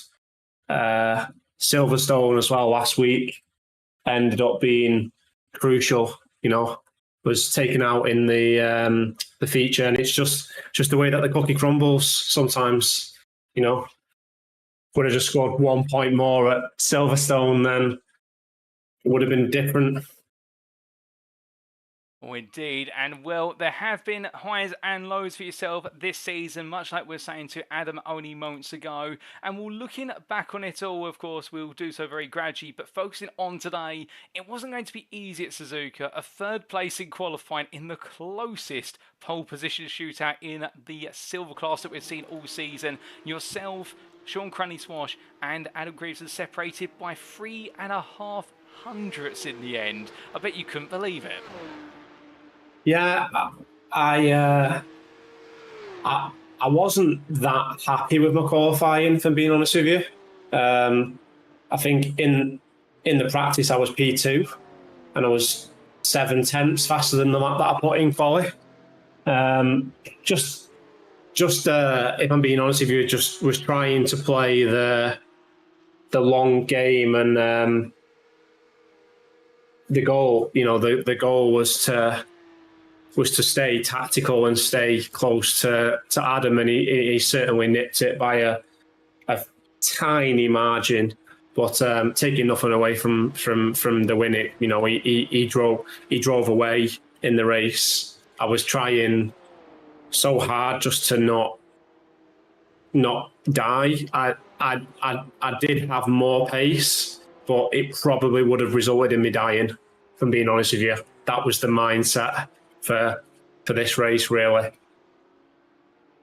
Indeed, a very risk versus reward orientated race, and well, when the championship is on the line, you can't afford to take those risks. Albeit at one point you did have to go all in with regards to those risks in battling for P2 versus Sean Crunny-Swash, and the 24-hour Punty People driver did not make it easy.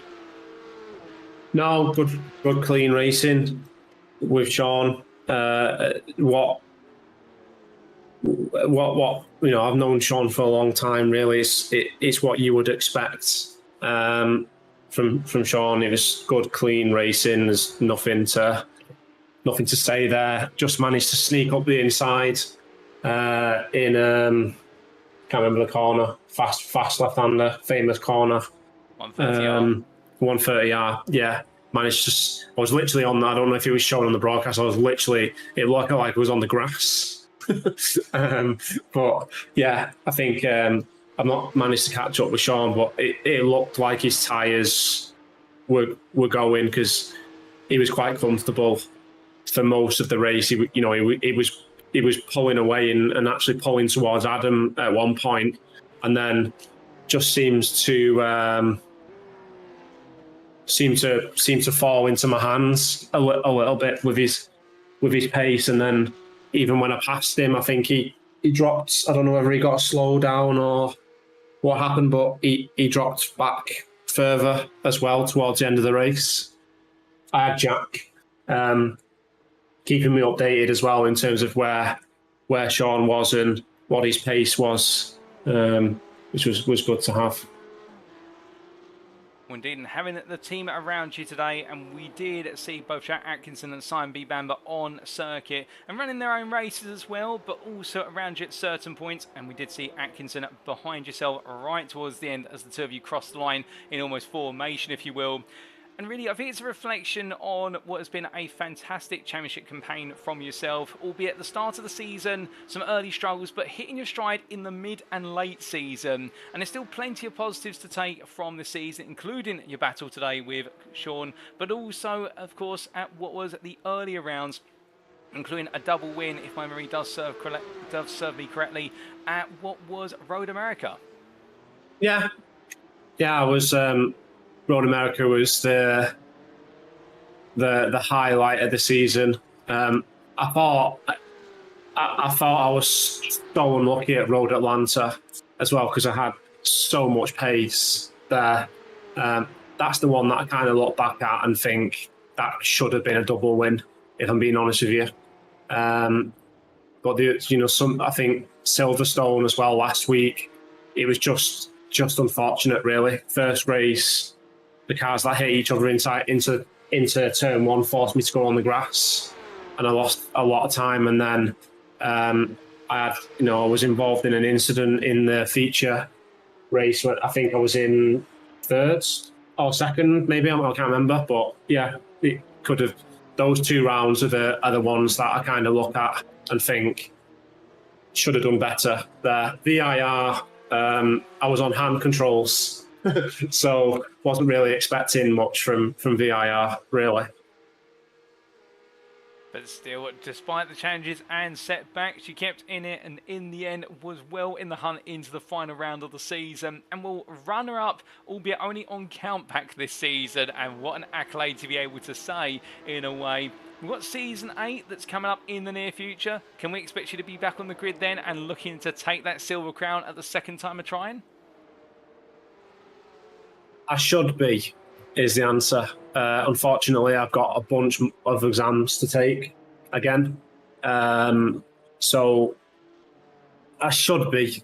I'm thinking about what I'm going to do next season in terms of sim racing. I'm keeping an eye on some of the other leagues that we're running as well next season. So I've got a choice to make, but I did really, really enjoy P-Cup. But I do have a bit of a sweet soft spot for it. I just hope that iRacing sort the tyres out a little bit on the car. I just think they're a little bit too delicate. But we shall see what the updates bring next week. Well, we'd definitely love to see you on the grid for the next season, as we do look back on the replay cameras of the battle between yourself and Sean, which really defined the midpoint of the race. But Chris, just before we do let you go, is there anybody you'd like to give a shout out or a thank you to live on the broadcast tonight? Everybody. So everyone that competed in the league, thank you so much. It's been one of the best seasons, if not the best season that we've ever ran here at UKSR, and it's coming up to 4 years now. My teammates, Jack and Simon, I apologise for I was shouting at times in that race at Simon to stop towing Sean and to get out of the way and give me a fair shot. So I'd like to thank those two for putting up with me for the season. Roxanne for putting together a fantastic league, being very, very thorough and fair with everything that's been done.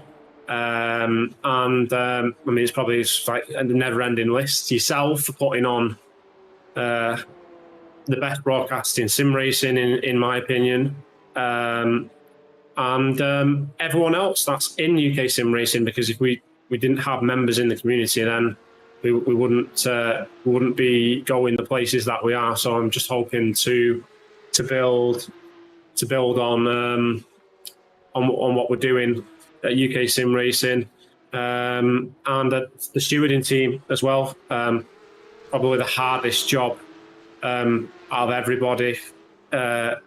We all have decisions that go for and against us, but it doesn't discount the time and effort that I see every single day with the stewarding team in the admin Discord, putting the debates and how the process is thrashed out with 3 stewards and the majority vote. And just, if I'm just being honest with you, if anyone actually wants to genuinely have a look at the amount of time and effort that goes into stewarding, then please hit me or Simon up, because honestly, it's substantial. I think some of the races this season in GT3 and P-Cup, we've had like 30 protests to get through. So the stewarding team get an extra call out this season for doing a fantastic job, and a job that isn't easy at all. It's difficult.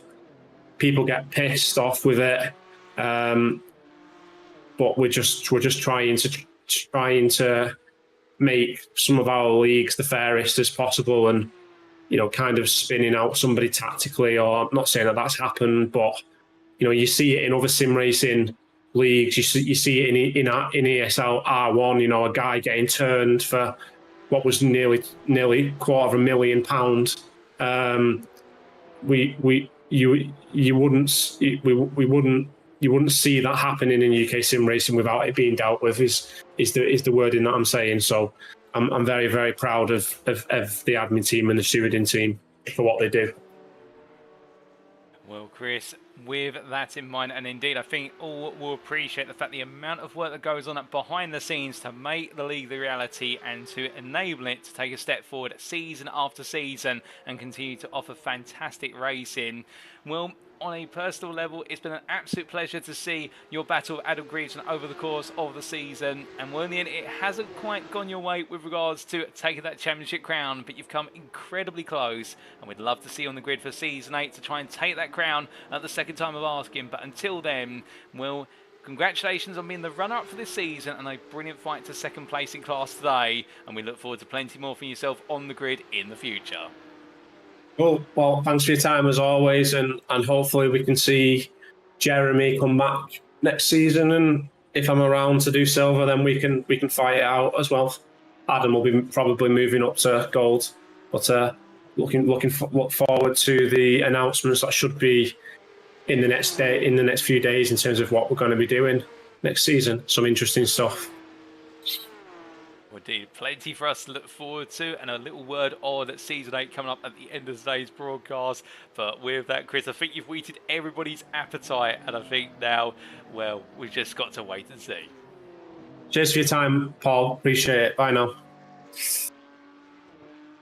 So hearing it there from Chris Eddersford, our silver runner-up today, and well, the UK Sim Racing admin team driver throwing everything that he could at the performances over the course of the season. And I think today really demonstrating how his championship has played out and the fact there have been key critical moments of success but also difficulty, and in the end it has been that combination which has gone slightly against him. And we're talking about missing out on a double win in the season opening pair rounds at Road Atlanta, and things like that could have been where he could have picked up a couple more points, and Silverstone last week where just missing out and it didn't go right in either of the races, and therefore putting him in a position where today, well, he needed a win in order to take things away from Greason, or Greason not to take the win, and where it came down to a result count back in between them in the end. But it's nothing to take away from the fact when he's been up against it, he's also had some phenomenal moments, including the double win at what was Road America. Also today, battling through to P2 versus a Sean Cranny-Swash who didn't want to give in, and then was made to give in by wearing his tyres on down.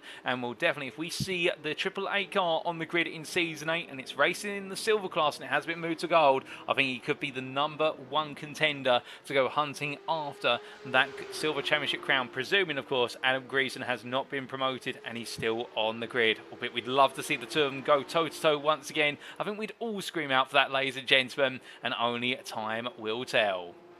Well, with that, that concludes our post-round interviews for today. And you've heard from our mix of drivers. Started off with our gold champion for Season 7 in the form of Thomas Cope for Olympus eSports Vanguard. And he was also joined by team manager Olympus eSports of Charles Porsche. And thank you to them both for joining me. Particularly Charles, a very special treat there to hear from the man himself behind the scenes. And then we heard from what was our winner in the silver class today, and also the winner of the silver championship, albeit in the end by result countback, Adam Greason, our third interview, but promoted to our second interview position, and he joined us from work, and thank you to him for sacrificing some of his time when he's meant to be on shift. And then we also heard from UKSimRacing admin teams Chris Eddersford, the silver class run-up this season and runner-up today. Thank you to them all, and congratulations to them all on their performances, not just at Suzuka, but also over the season. And we'd like to remind you, ladies and gentlemen, if you do want to vote for your driver of the day and you haven't done so already, and perhaps one of these three have caught your driver of the day vote, or perhaps somebody else on the grid has done so, do let us know by using the link in the YouTube chat there. It's a quick Google form, it doesn't take more than a minute, and it is appreciated given the fact that last time out we had 3 drivers take the driver of the day, and it was a joint run between what was Sean Cranny-Swash, Adam Greason and Dan Sedgley at the Silverstone Legacy Grand Prix circuit. But with that, it is now time for us to wrap up. But before we do, it's only appropriate we give you a reminder of those championship standings after 15 of 15 rounds, and keep in mind these are provisional. So as we can see, come the end of the championship season, it is Thomas Cope who has taken the championship crown for Olympus eSports Vanguard in the gold standings, and then in second and third, it's Philipp Hammer for Team Germany, who held off the late charge of Olympus eSports Vanguard's Patrik Thomsen. Completing the top 5, Dan Sergi and Danny Lee, with Danny Lee securing that 5th place spot after what was a phenomenal effort when all was said and done, and then Corey Lazarus and P6 there for Blackout Motorsport, just falling outside the top 5 right at the end. Eagle Cars, James Parker, Simon B. Bamban, Emil Koopmans completing your top 10, and then best of the rest, P11 Paul Busby. We then come on to the silver class standings, and as we can see here, Chris Eddersford taking what was the top of the standings on alphabetical order in terms of surname, and Adam Greason joining him there with regards to 175 points. But when the standings are expanded to show result countback, unfortunately we can't do that here because we haven't got enough screen real estate to be able to do it. It is Adam Greason who becomes your winner, and he is your winner by 3 wins to 2 in class versus Chris Eddersford. So Adam Greason there is your championship winner once those standings are accounted for on result countback. Jeremy Debova, the 3rd place driver there, and the 2nd runner-up for DBR Bowman Challenge, ahead of Steve Hobbs, and then Sean Cranley Swash finding that 5th place in the championship at the final hurdle today, and the 24-hour Punty People driver definitely one to watch out for in the next season. Glenn Humberstone at P6 there for 88 Racing, the highest placed driver from the team, ahead of Chris Rance with Sean Dobie, Cameron Smith and Alex Hitchcock completing your top 10, and then best of the rest, P11 Alistair Hatcher. And then lastly, coming on to the team standings, and as we can see, Olympus eSports Vanguard taking the crown in the end of 418 points to Team Germany's 197. Absolutely in a class of their own, Olympus eSports Vanguard, and credit to their performances and definitely setting the bar very high for next season for any other team to beat. P3 Olympus eSports Titans were 1-3 for the teams. They were not quite able to make it a 1-2 for Olympus eSports, but still plenty to do in the next season. And then Blackout Motorsport and FTR eSports completing your top 5, with iRacing, DCW Racing taking P6 in the end, 3 points clear of UKSimRacing Admin Team, Empire Motorsport, Apex Messers and Effect Simulations completing the top 10, and best of the rest, P11 there, FR20 Sim Racing, who've just missed out on a top 10 finish, but managed to creep ahead of Somsport in the final round of the season. But with that, ladies and gentlemen, those are the standings provisional after 15 rounds of championship class racing this season, and it is now, sadly, time for us to wrap up. Thank you very much for watching, and if you have enjoyed today's show, and if you enjoyed the entirety of the season, and you want to know more about the UK sim racing community, perhaps you're sat there right now wanting to get on the grid for a future season, or alternatively, perhaps you just sat there wanting to know more about the community and more. Well, the first thing to do, of course, is to go to our official website. That's at uksimracing.co.uk, and there, as you saw the website pop up on screen earlier on in today's broadcast, you can find out everything with regards to UK sim racing. But if you don't necessarily want to go to our website, perhaps you're more of a social media person, well, the best place to go is to our Twitter at twitter.com/UKSimRacing_, and there you can follow us and keep up to date with all the latest leagues and news, and also keep up to date with the trials, tribulations and successes of the official UK Sim Racing esports teams. We'd also like to take this moment to say a big thank you to our affiliates, including Swilly Omida Sim Race Coaching, and the creator of the Motor Racing Checklist, Swilly Omida Sim Racing Coaching can help take your sim racing driving to the next level. Whether you're looking to gain a 10th, improve your approach to the racing line, or develop your consistency, Swilly has a coaching course to meet your needs. Plus, with him being a multi-time champion of official iRacing series, including the 2021 PSCC, you know you're receiving coaching from the very best in the industry. We also have Race Anywhere, the provider of curated sim racing equipment aimed to only stock products that represent excellent value for the sim racing community. Demon Tweaks, the provider of the most complete and innovative motorsport product range available worldwide, so no matter what your level of discipline, Demon Tweaks could help drive you to realise your motorsport ambitions. SimLab, the leading manufacturer of high-quality related sim racing hardware. As a proud partner of Mercedes AMG Petronas Esports, SimLab aims to enhance virtual racing experiences with uncompromising solutions that push the boundaries of esports and make SimLab the go-to brand for quality sim racing rigs. Amazon, the company striving to be the Earth's most customer-centric company, the Earth's best employer, and the Earth's safest place to work through the provision of concepts pioneered by Amazon, which do include but are not limited to Amazon Alexa, Amazon Prime, and Amazon One-Click Shopping. And then lastly, SRC Driver Academy, a division of Sim Racing Community.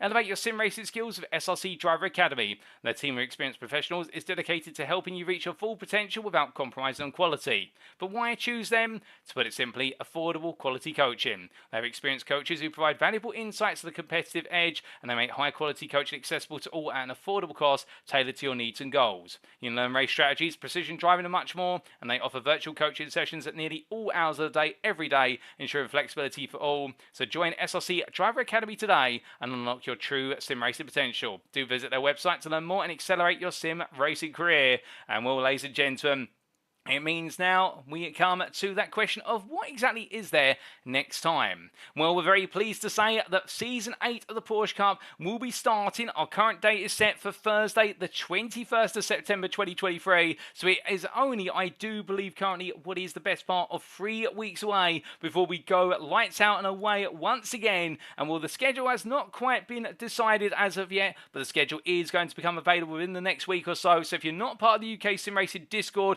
definitely worth joining now if you want to be on the grid for Season 8, because it's going to be even more intense than ever. Season 7 has taken the series to an all-new high, and we're going to try and raise it even higher in Season 8 with old rivalries renewed and also new rivalries on the grid. And well, that's just really the tip of the spear when it comes to what's upcoming at UKSimRacing. And as we can see here, we've got plenty to come with Season 4 of iRacing's 2023 schedule on the way, and will the Porsche Cup forming one of our 3 upcoming leagues. We've also got our inaugural GT3 GTP multi-class league that will be taking place on Sundays in place of the GT3 league. Indeed, the GT3 league concluding as of its season 11 this Sunday, and then we do move to the GT3 GTP multi-class league for a season. And we've also got a return, and I do believe on a fortnightly basis, of the MX5 Cup series. So plenty to sink your teeth into at UKSimRacing, whether you're a rookie all the way through to an eSports professional, and we'd love to see you on the grid. But when we focus on Porsche Cup and being a little bit biased here, we'd love to see you on the grid for that, or if not on the grid, definitely tune in round after round. So do come back on Thursday, the 21st of September 2023, when we get underway with our opening round or rounds of the season. And I'm very pleased to say that it'll be myself in the quarantine booth once again, bringing you all the racing action from circuit side. But until then, ladies and gentlemen, we've been UKSimRacing. I've been your host and commentator, Paul TX141 Walsh, also known as Britain Spit, depending on what media you follow me on. And until next time, remember to stay safe, stay well, stay smiling, but most importantly, remember to stay on track. Good night.